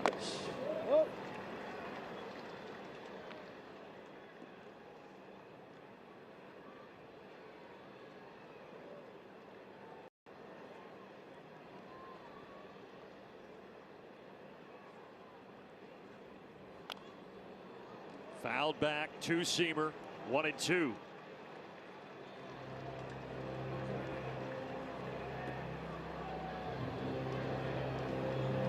What do you think here, partner? I think you got to deal with your strength if you're Brady Singer. You either try to back foot a slider to him, or you try to sink him away and get a ground ball. You know, one thing about Brady Singer, he doesn't have a lot of options. 1-2. That one came riding up and in. That was more of I'm going to try and change his eye level here, throw him something up. Now you got 2 pitches. You got a slider to back foot at some point, and you got, if you want to try, I wouldn't try the 2-seamer in because that could go for a 4 spot. There's the slider.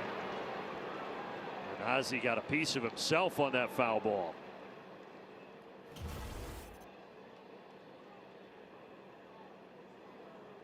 Oh, that hit him like 3 times. And not in a good spot on the 3rd time. Yeah, they're going to give Ozzie a moment.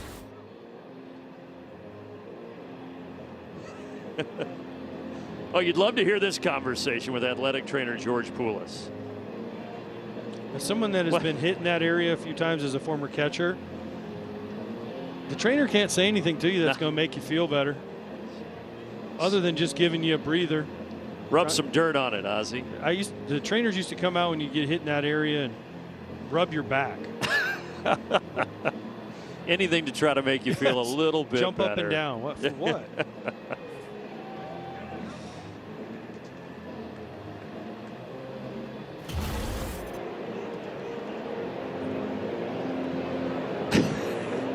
That look says it all. Can't even comment on that.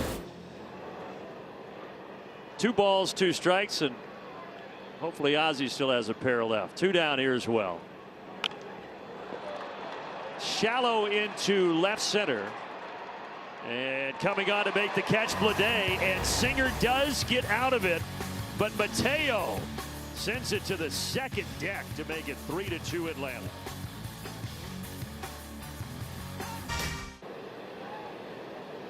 Baseball night in America here from Cincinnati.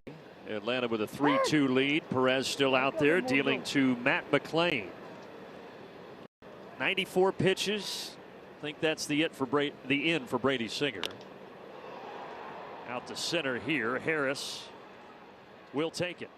Yeah, I think the 94 pitches and the way he got there is the key to that. Coming next Saturday, horse racing's greatest thrill ride. Golden Tempo made history once. Can he do it again at the Belmont Stakes? We'll find out. Coverage begins next Saturday, 4 Eastern, live on Fox.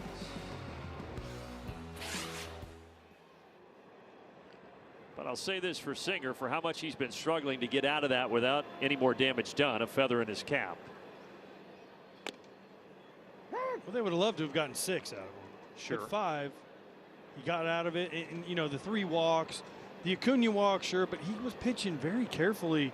It looked like to all 3 of those guys. Once Friedel's going to bunt it, but right back to Perez, and a gift for the pitcher.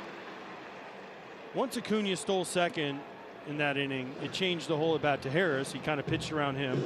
Then he threw no pitches to Matt Olson to hit, and then he basically wanted to face Ozzie Albies, and he got him to hit a weak pop-up. So veteran pitcher knows who he wants to go after, and he gets out of the inning. Now it cost him about 10 extra pitches.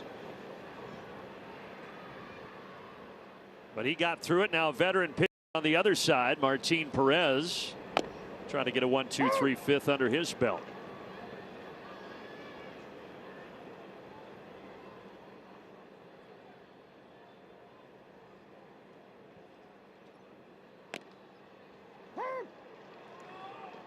Ellie De La Cruz has started to nickname Blake Dunn Thor because of the muscular build and that beard he's got going on up there. Here we go.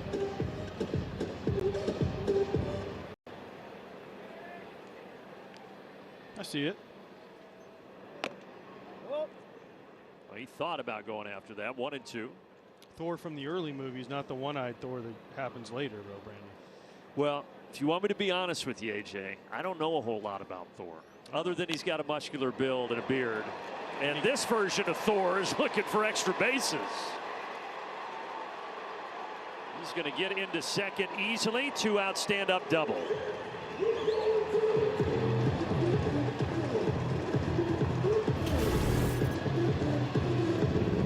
Just a nice piece of hitting right here. A little backdoor cutter, curveball. Stays on it, shoots this down to right field line. We're going to have a quick meeting here on the mound, figure out what they want to do with Ellie De La Cruz. Do they want to pitch to him? They want to attack Sal Stewart, the rookie on deck. What does Martin Perez want to do right here?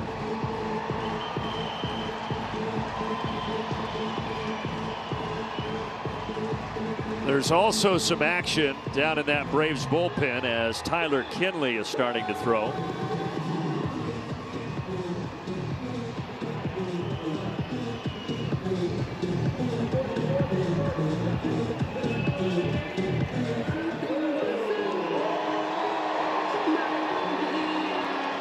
De La Cruz tripled his last time up. The Reds have 4 hits and they've hit for the cycle. They have a homer, a single, a double, and De La Cruz's triple.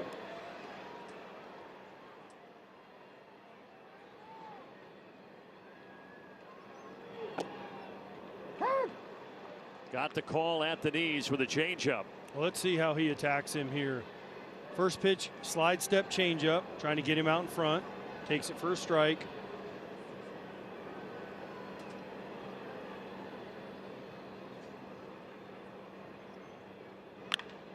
And he gets the second pitch, grounded to short. Mateo with a tremendous play. He did it with his bat, now with his glove to get the speedster De La Cruz. Nice play. Really nice play on a guy that can fly down the line. People love. Pitcher profile sponsored by Wendy's. Between the two starters, 22 years of big league experience, and Martin Perez, great job at getting out of the fifth. He's just been is doing what a veteran pitcher does, mixing speeds, hitting the corners, teasing some of these young red hitters with pitches, and then knowing how to attack them to get them out. It has been a really well-pitched game by Martin Perez. And Brady Singer, the home runs just continue to bite him. It's solo home runs. It's a high pitch count after 5 innings, and that leads to TJ Antone coming into this game. TJ Antone, a guy who has had to overcome 3 Tommy John surgeries. And he's getting a fly out here off the bat of Dom Smith to start the 6th. All right, AJ, let's go back to the play that ended the 5th inning. Well, first pitch was a slide step changeup. Then he goes high leg kick, fastball in. And you have Mateo at short with one of the fastest guys in baseball busting it down the line. Watch the spin. He sets his feet. Albies ducks. Matt Olson, all 6'12" of them, I swear. Stretches out, has to dodge a helmet. That is a really nice play. You want to know why it's so hard to hit in the big leagues? Because guys make plays like that. But that was all set up by Martin Perez. First pitch, veteran guy, slide step changeup. You don't want to swing at that as a hitter. De La Cruz takes it. Next pitch, high leg kick, fastball in, jams him. Mateo makes the play. Get helped by a great defender in Mateo. And remember, Mateo really getting the opportunity at short here over the last couple of days because Ha-Seong Kim, who the Braves paid $20 million this year to play short, missed the first 6 weeks on the injured list and has been struggling since returning. As Dubon goes the other way here for a 1-out single. If you're going to face T.J. Anton, you better look for some sort of a breaking ball because cutter, sweeper, whatever you want to. He throws a lot of breaking balls going away, and Dubon just kind of sticks his bat out there and goes to right field for the single. But yeah, Mateo is kind of winning that shortstop job away from Kim. 3 games in a row now. Home run tonight. Nice defensive play. Walt Weiss was telling us before the game they still very much believe in Ha-Seong Kim. They're just trying to give him a breather here, get Mateo out there while Ha-Seong Kim continues to recover and adjust back to big league pitching because he didn't have a spring training and he missed most of last year injured as well. And Walt understands when you miss spring training, it is such a hard thing to catch up. You're always feeling like I got to catch up. I got to get 4 hits. I got to get 10 at bats in one day. And here we go. Kim's going through that right now. Walt's been through it. Players that miss spring training, it just takes them a little bit longer to get into that groove.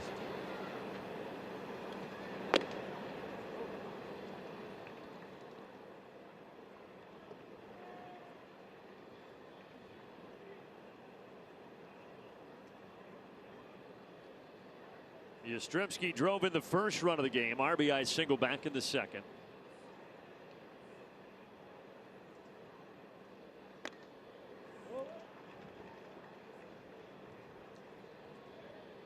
In talking about that Ha-Seong Kim situation, Walt Weiss was sharing with us that during the 1991 season when he was really young early on in his career, he had a nasty injury, a compound fracture, ruptured his ankle ligaments, missed almost a full season.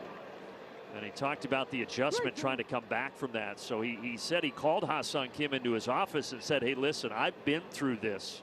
I can relate to what you're going through, and I know it's difficult, but hang in there. And that's the value of having a guy that's been there and played.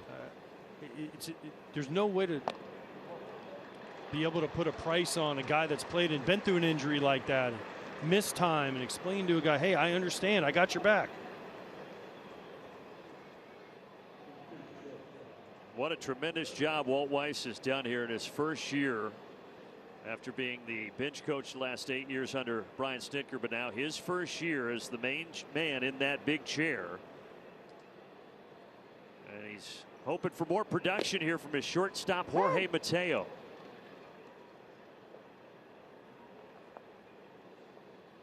And people were worried, I think, in Atlanta when Walt Weiss took over. Oh, it's going to be just Brian Snitker 2.0. Well, he has his own personality, his own ideas. He gets it. And Walt Weiss had been the manager for a few years in Colorado, but it was a different organization, totally different roster. Now he gets a roster and a franchise that is built and ready to win.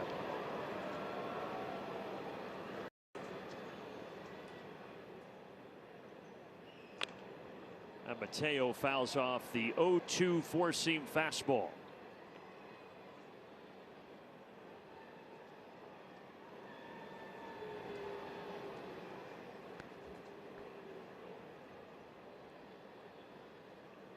Long home run last inning by Mateo, his third of the year, and that's the difference in the game right now.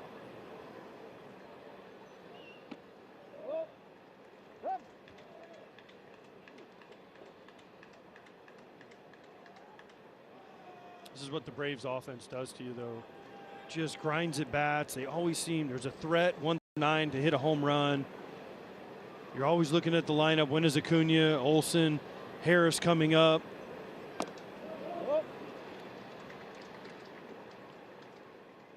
They get ahead of you. They're back into their bullpen is so good. It is a lot of pressure. And this is the team the Braves have envisioned for the last few years. It hasn't come to fruition since 2023, really. But this is the team they kind of envisioned. And that has helped big time right there. They've been the best in baseball with runners in scoring position. Grounder sharply to second. Flip for just one. Mateo runs really well. They'll check it on Dubon, but he's in there, and they're at the corners.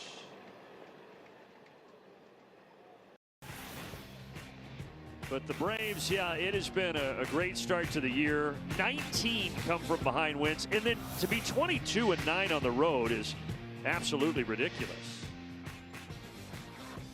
All these stats add up to 39-19. And you mentioned the runners in scoring position. They play great on the road. They play great at home. With all the injuries, they are a complete team, even with all the injuries.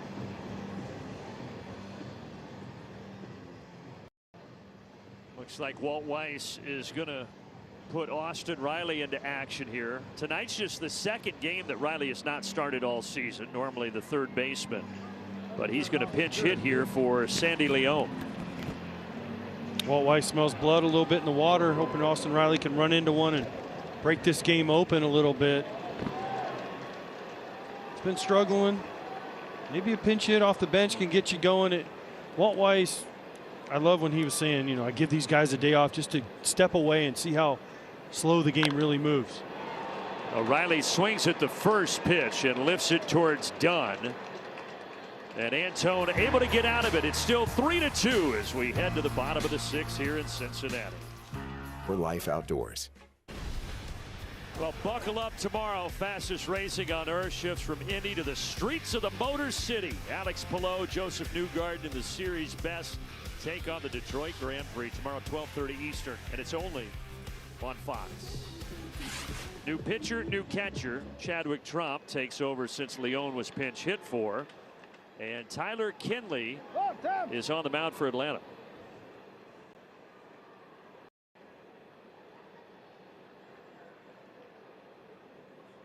He got the final 3 outs last night in game 1 of the series, did Kinley, and now he comes in here in the 6th.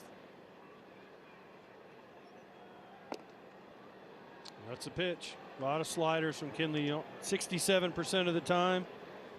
Opponents are hitting around 200 off that pitch. That is the pitch for Tyler Kinley that he has figured out how to get outs with.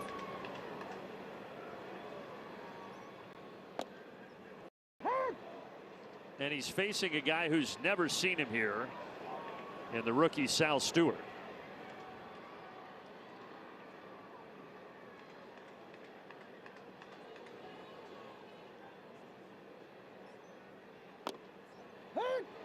And a called strike. 3 straight sliders, 3 beauties, and Stewart is down looking. This is, like you said, 3 beauties and 3 just perfect pitches right on the outside corner, down at the knees. Even if Sal Stewart swings at that, the best he can hope to do is foul it off. I wonder right there if the Reds had 2 challenges, if maybe Stewart would have used one, but they used one earlier. They only have 1 remaining. Suarez to short, and Mateo with a throw across. Well, that's a fascinating thing about the challenges. When to use them, who gets to use them, who determines if it's a good spot or not. Yeah, you're a rookie. It's 0-2. There's nobody on base there. You only have 1 left. Probably not the best spot to take one. I think it would have been a strike anyways. Umpires have to love it. No one can yell at him. Especially a guy like Marvin Hudson we talked about. He's been umping since 1998. Imagine telling Marvin Hudson in 1998 that this is what things would be like in 2026. Don't know if he would have believed you. No chance.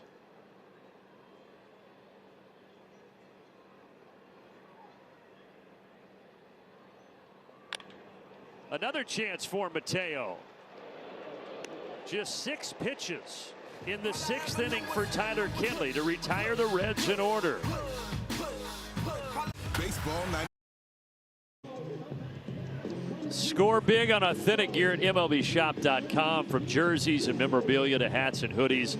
We got the season covered. Scan the QR code or visit MLBshop.com, the official source for your favorite team gear.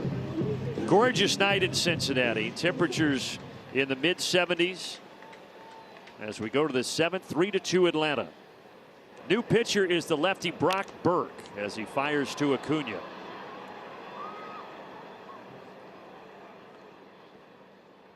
They use this guy a lot. 28th appearance for the southpaw. A lot of fastballs from Mr. Burke. Opponents in under 200 against it. Big, tall, rangy fella right over the top, and there it is. Whew.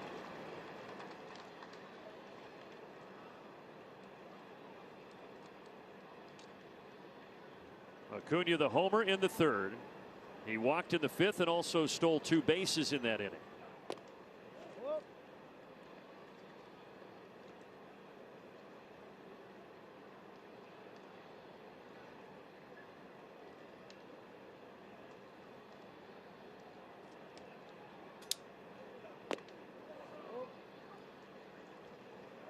First year with the Reds for this lefty Burke, his 6th in Major League Baseball.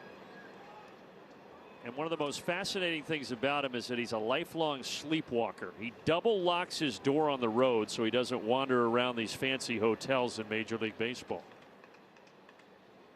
Really?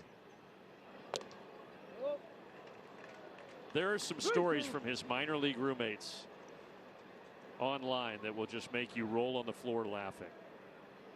He used to do it every night as a kid. He said he only does it about once a week now, but it still happens to him quite a bit. He gets Acuna. It's that fastball. 1 down. I just want. First of all, he just blows Acuna's doors off with this fastball right here. Just hit it if you can, and Acuna cannot. But that is good fastball. 97 tailing away. Does double locking your door stop you from walking around the hotel? Well, I think it can. He's looking for any line of defense to not embarrass himself. So here's a couple of the stories from the minor leagues for Burke sleepwalking from his roommates. One time he sprinted to the bathroom, unraveled a full roll of toilet paper, and just sprinted back to bed. He was in Double-A Frisco as Harris is going to fly to left. One time in Double-A Frisco, he wakes up, stood up and screamed grenade and made an explosion sound, and then went right back to bed. In AAA Nashville. Is this Step Brothers? This is real. Is this Step Brothers? It sounds like it, doesn't it? When he's in AAA Nashville, he wakes up at 2:30 in the morning. He starts flinging his pillow all over the room, and then he freezes and says, "I gotta pee," and he pees and crawls into bed like nothing ever happened. These are all real documented stories from his minor league roommates. He has 2 scars on his knees from sleepwalking, and he has no clue how they got there. So there you go. I'm not laughing. I'm well, laughing. I think I'm not laughing okay at the condition. I'm laughing right. at the fact that I've never been around somebody that does that. I don't even know what to even think about that. I had some roommates do some crazy stuff in the minor leagues, but never that. Do you think his roommates make that up about him and tell him? No, I think those are too weird to make up. I love the screaming grenade. There's a grenade. Deep out to center. And it's gone. A solo shot for Matt Olson to give Atlanta a little insurance in the 7th.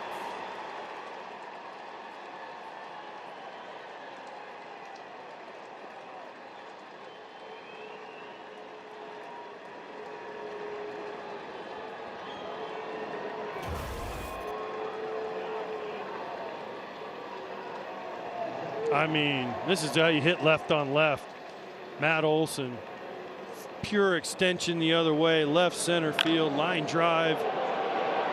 So pretty. 16th homer of the season for Matt Olson.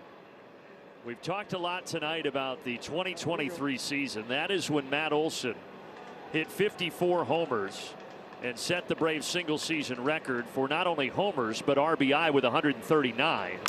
He's having that kind of season again. And the Braves, with that bat of their first baseman, take a 4-2 lead. Wasn't sleepwalking here. Burke laid one in there, and Matt smashed it. Game summary sponsored by Bank of America. J.J. Bleday, 2-run homer for the Reds in the second inning. At the time, they were on top 2-1, but Mateo with a go-ahead homer after Acuna tied it with a homer. And now Matt Olson with a solo shot to put the Braves on top 4-2.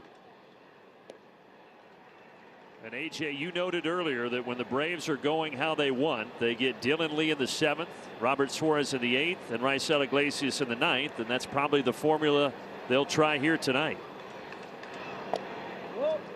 And there's been no better three-headed monster at the back end of the bullpen than these three. Lefty and Suarez was unbelievable at the Padres last year, and he's setting up Iglesias, who has been lights out to start this season. And Lee has been good in his own right here as he faces J.J. Bleday. But because of that back end, this bullpen, second in ERA, first in WHIP, and third in opponent OPS. Here we go.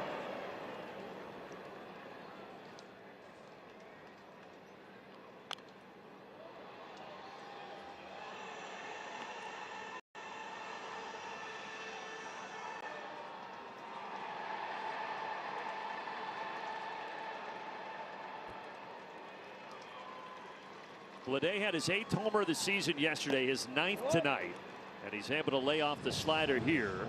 It's a 2-2 count.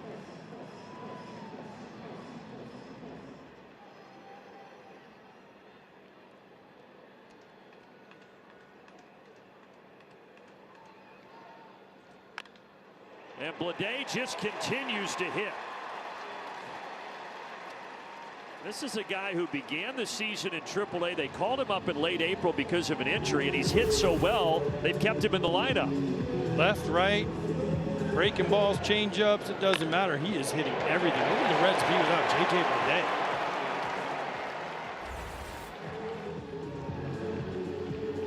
Yeah, between Bleday and Nathaniel Lowe, who's not in the lineup tonight, another guy that they kind of took a flyer on and is having a nice season for him. Now Tyler Stevenson.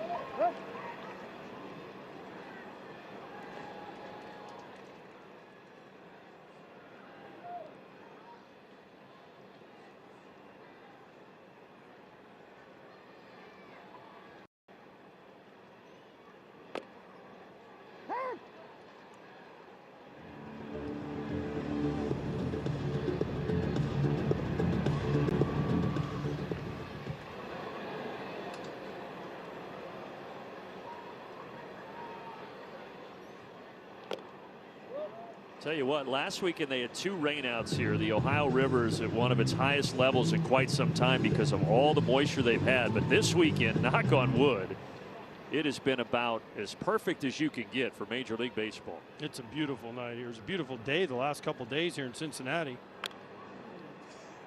It's right around 75 degrees. There's a little breeze, just a little slice of Americana here at Great American Ballpark. I've been here many times, and it can be one of the hottest, most humid places you've ever been, but this weekend is just perfect.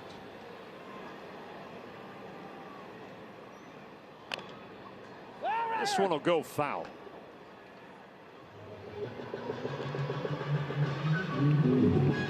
Yeah, I would think as a catcher here in July or August, you could probably struggle a little bit.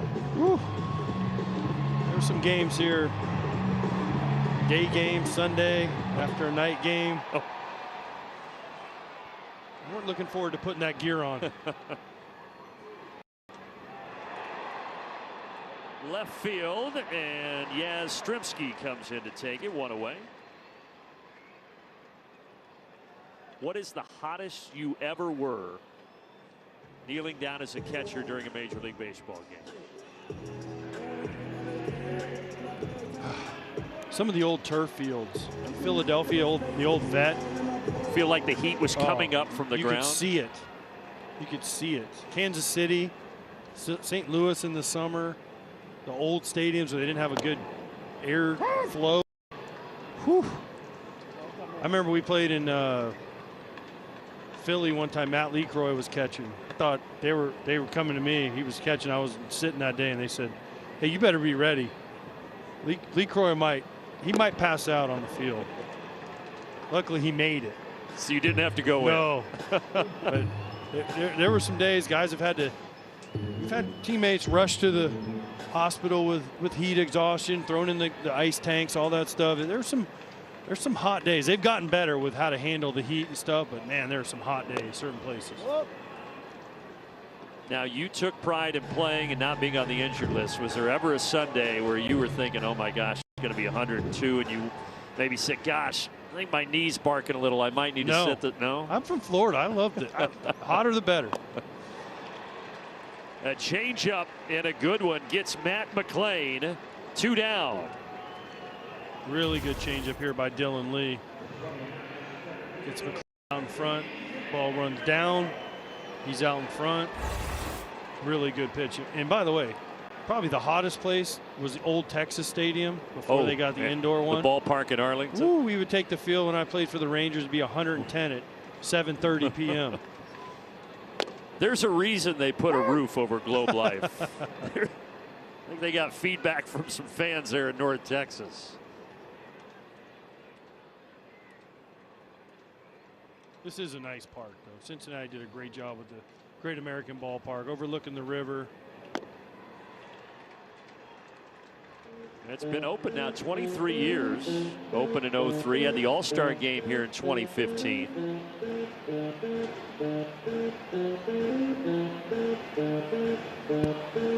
Here we go.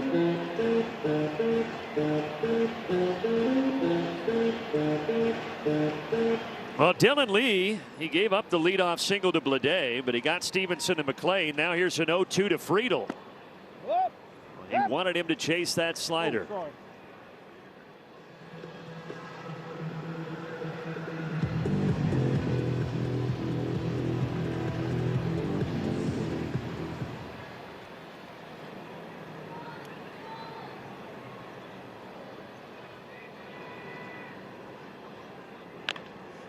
Matt Olson is right there. And the 6'5" first baseman uses that long lever to make the play and send us to the 8th.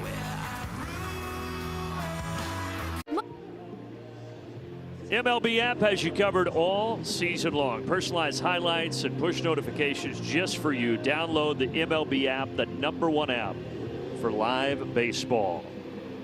Some live baseball here tonight in Cincinnati. On to the 8th. Atlanta with a 4-2 lead. Tony Santillan is the right-hander that's on here for the Reds. He was really good the last 2 years, but Santillan has had his struggles this season, and he's allowed 8 home runs in 21 innings pitched for Cincinnati.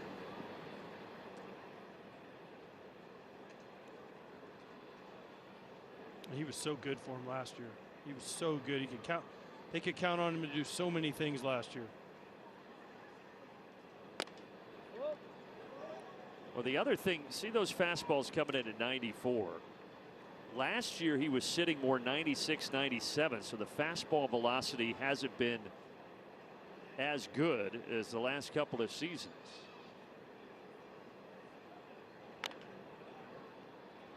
In between Hobb, taken nicely by Steer.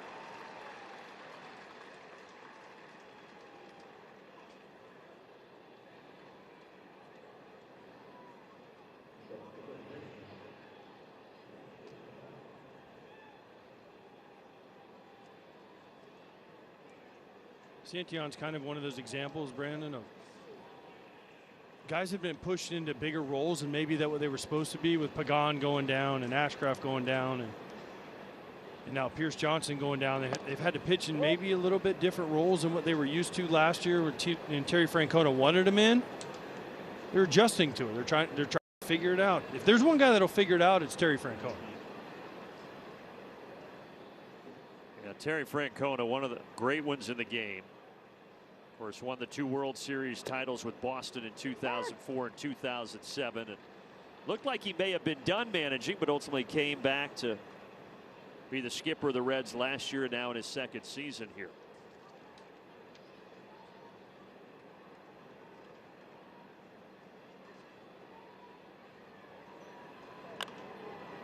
And one of the little known facts about Terry Francona, when he played here for the Reds in 1987, his manager was a guy named Pete Rose.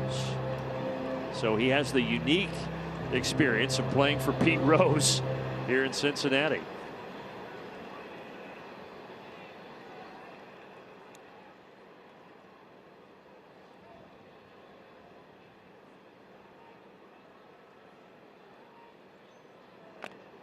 And Dubon late. Talked about that fastball from Santillan. He gets it by Mauricio Dubon, 2 away. Well, this is the pitch that made him so successful last year. This elevated fastball. He's got to find it again this year. And right there, he blows away Dubon.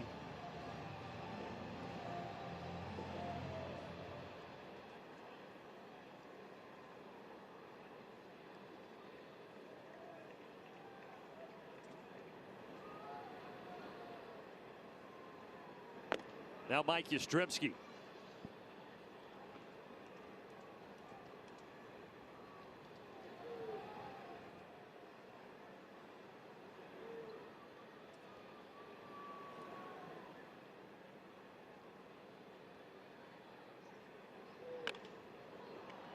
Little bloop. Charging in Friedel, and he will get there. Santillan with a 1-2-3, top of the 8th.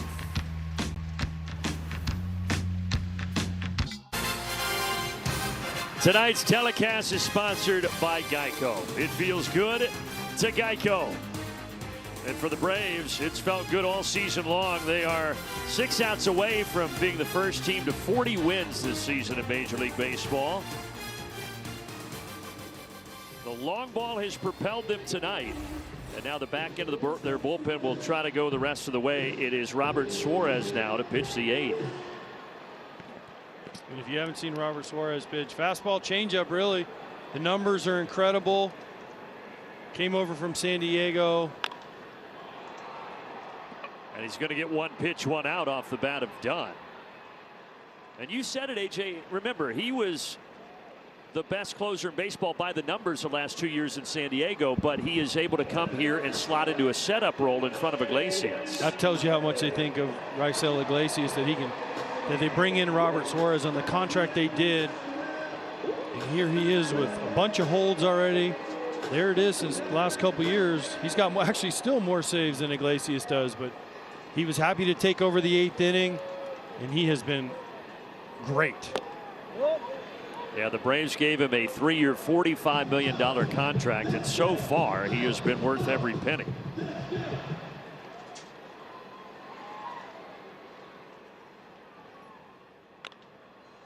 De La Cruz sends it high in the air. Who's going to take it? Just enough room for Mauricio Dubon.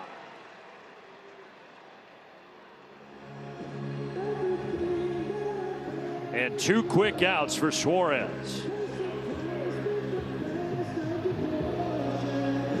I love the Reds' aggressiveness. Suarez doesn't walk a lot of guys, and you don't want to get 2 strikes with him. I got to give Suarez credit. He's making quality pitches and quick outs, and now 2 outs, nobody on. Chance to get out of this inning really fast. Sal Stewart 0 for 3 tonight. And he went up top to chase 98.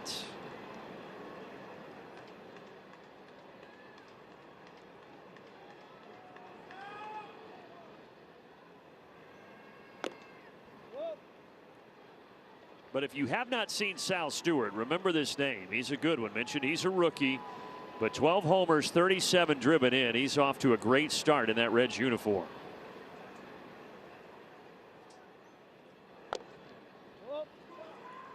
Well, he can swing it. He's one of the guys, Ellie De La Cruz, Sal Stewart, Stevenson, Matt McLean, they hope can they hope they're the core of this team. Spencer Steer, to keep them in the playoffs for the next 5 to 10 years. Now, they snuck into the playoffs last season after a collapse by the New York Mets late in the year. And right now they're 2 games over 500 at 29 and 27. Soft liner to Mateo, and a quick inning for Suarez. Just 8 pitches to send us to the 9th.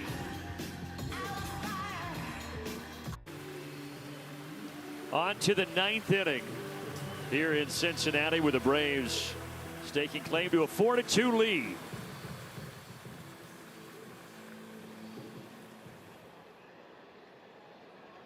Jorge Mateo at the plate. Lyon Richardson is on the mound. They just recalled him today from AAA because Pierce Johnson went on the IL with right elbow inflammation. So this is the season debut for Richardson, who spent part of the last 3 years with the Reds.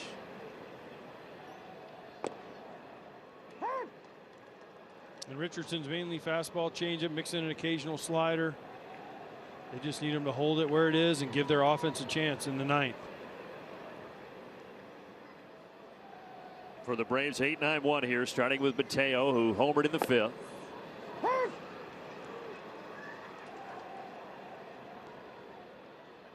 Raisel Iglesias, Braves closer, getting ready.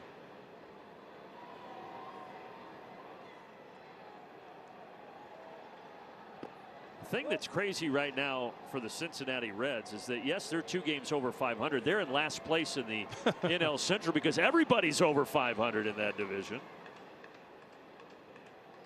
Everybody looking up at the Brewers at 34 and 21. That is a called strike. Braves have both, so Mateo's going to take a chance here.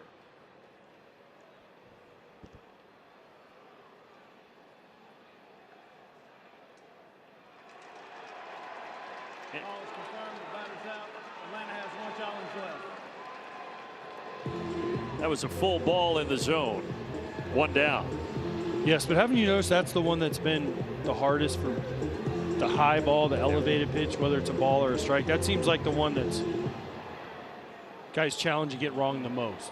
The low ones in and out, they seem okay with. It's been that high one. And it seems like for the umpires, the low one is a little bit tougher at times. Yes.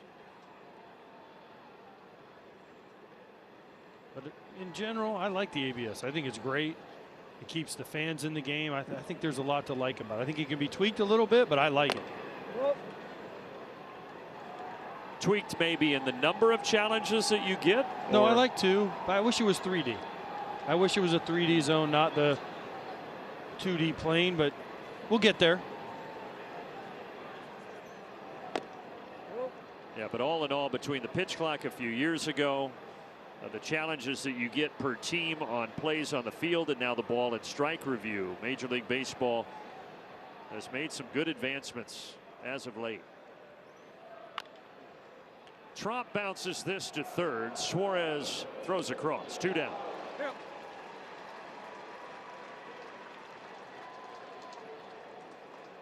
And the next evolution could be the review of the check swing that might be coming to Major League Baseball. I don't know how they're going to figure that. There's not even a rule really on the check swing. It's just kind of judgment. They put like a laser on the end of the bat, and if it crossed a certain point. Well, they're working with that technology in the minors, and so far it seems to be positively received. These are people smarter than you and I, AJ. Oh, well, no doubt. So we just go where they tell us.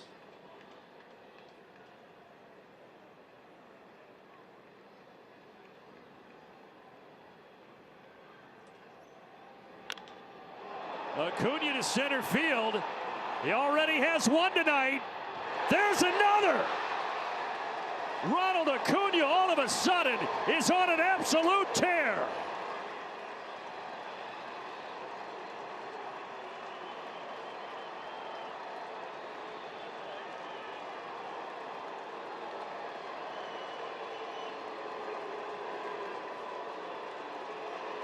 The former MVP is putting Major League Baseball on notice.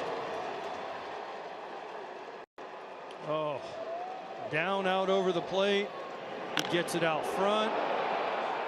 He knew it right away. I wasn't so sure this was going to make it. But it just gets out, and what they used to say in NBA Jam, he's heating up. And he's getting close to being on fire. A pitching change. Back to Cincy in a moment. Well, I think Ronald Acuna Jr. has found something, AJ. He has. He's gone to that bright green leg guard and all the stuff. And since then, 4 homers, 2 tonight, 3 games. He's figured something out. It started with a grand slam at Fenway Park a couple of days ago, and it continues here into Cincinnati. So now Sam Moll will come on here to try to get Michael Harris.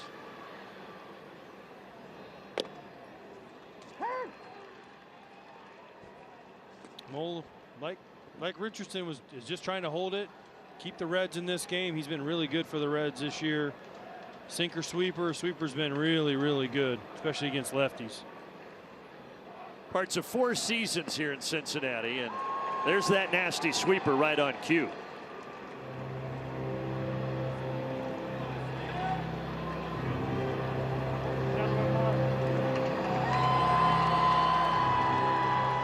Well, thinking ahead to the bottom of the 9th, it'll be 4-5-6 for the Reds, starting with Suarez, and they're going to need at least 3 runs off of the Braves closer, Raisel Iglesias. 0-2 from Moll. He got him. Right back to that same pitch. But a little insurance for Atlanta off the bat of Ronald Acuna Jr. It is 5-2 on to the bottom of the 9th.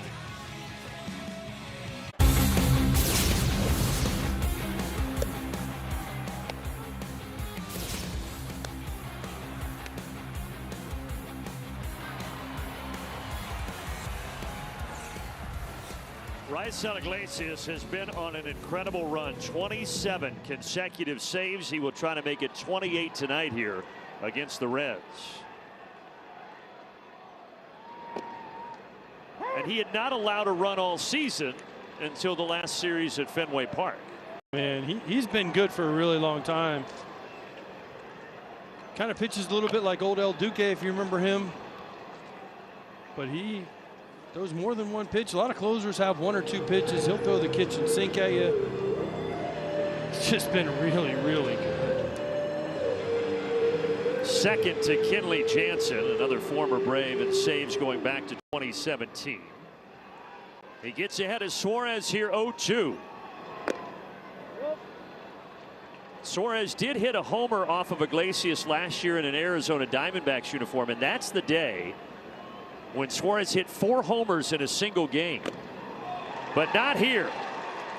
96 on the top shelf to get him, 1 down. And a little drop down too, just for to add a little more deception. But Iglesias, he'll throw again. He'll mix arm angles, mix pitches. He's not your typical closer, but he has unbelievable stuff, and you see why the Braves have been so good this year. Perfect when leading after 8.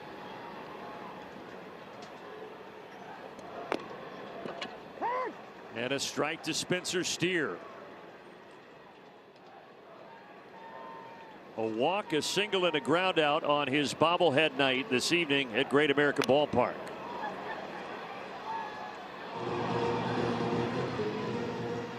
It seems to be a common theme with a lot of these Braves pitchers, but especially their bullpen guys ahead in the count. 0-2, 0-1, 0-2. Pressure constantly on the hitter. Now you look at the 6th inning. Tyler Kenley threw 6 pitches, 1-2-3 frame. Last inning, Suarez threw 8 pitches in a 1-2-3 inning. And now Iglesias working efficiently in the 9th.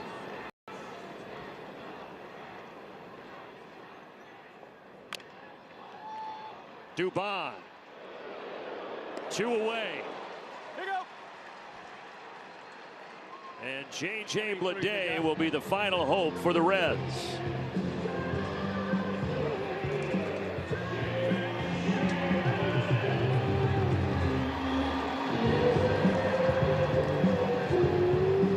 He has provided the offense. That 2-run homer back in the 2nd. At the time, it gave Cincinnati a 2-1 lead, but they have not been able to score since.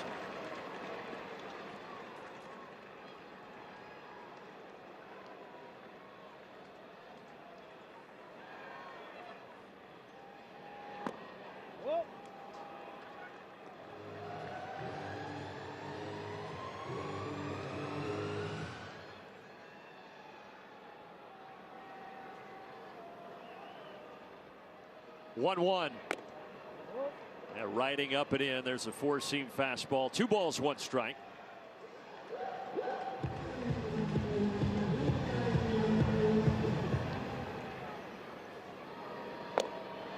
Two and the Reds with just 1 strike remaining. As Iglesias looks for his 28th consecutive save, and the Braves fans that are here on their feet. Iglesias deals. And Blade able to get a piece of the changeup. He's trying to just extend this game and somehow get Will Benson to the plate. Benson has grabbed a bat and moved into the on-deck circle.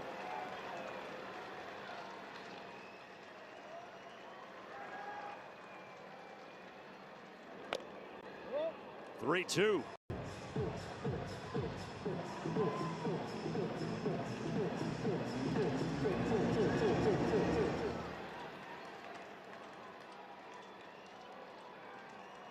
Here's a payoff. Deep to center. Harris back. He's got it. And the Atlanta Braves are the first team in baseball to reach 40 wins. Braves are the first team to 20 wins, first team to 30 wins, and now the first team to 40 wins. And if that guy, Ronald Acuna Jr., keeps swinging it the way he has the last 3 games, he could be the first team to a championship, because they are playing really well, pitching well, playing defense, hitting. They are a complete team right now. Yeah, the 2 homers from Acuna, 4 total homers for the Braves tonight, tying a season high, and they get the 5-2 win here in Cincinnati tonight at Great American Ballpark. For A.J. Pierzynski and our entire Fox crew, I'm Brandon Gaudin saying good night from Cincinnati. We're going to send you to KB, Kevin Burkhardt, and Dontrell Willis at our LA studios right after these messages.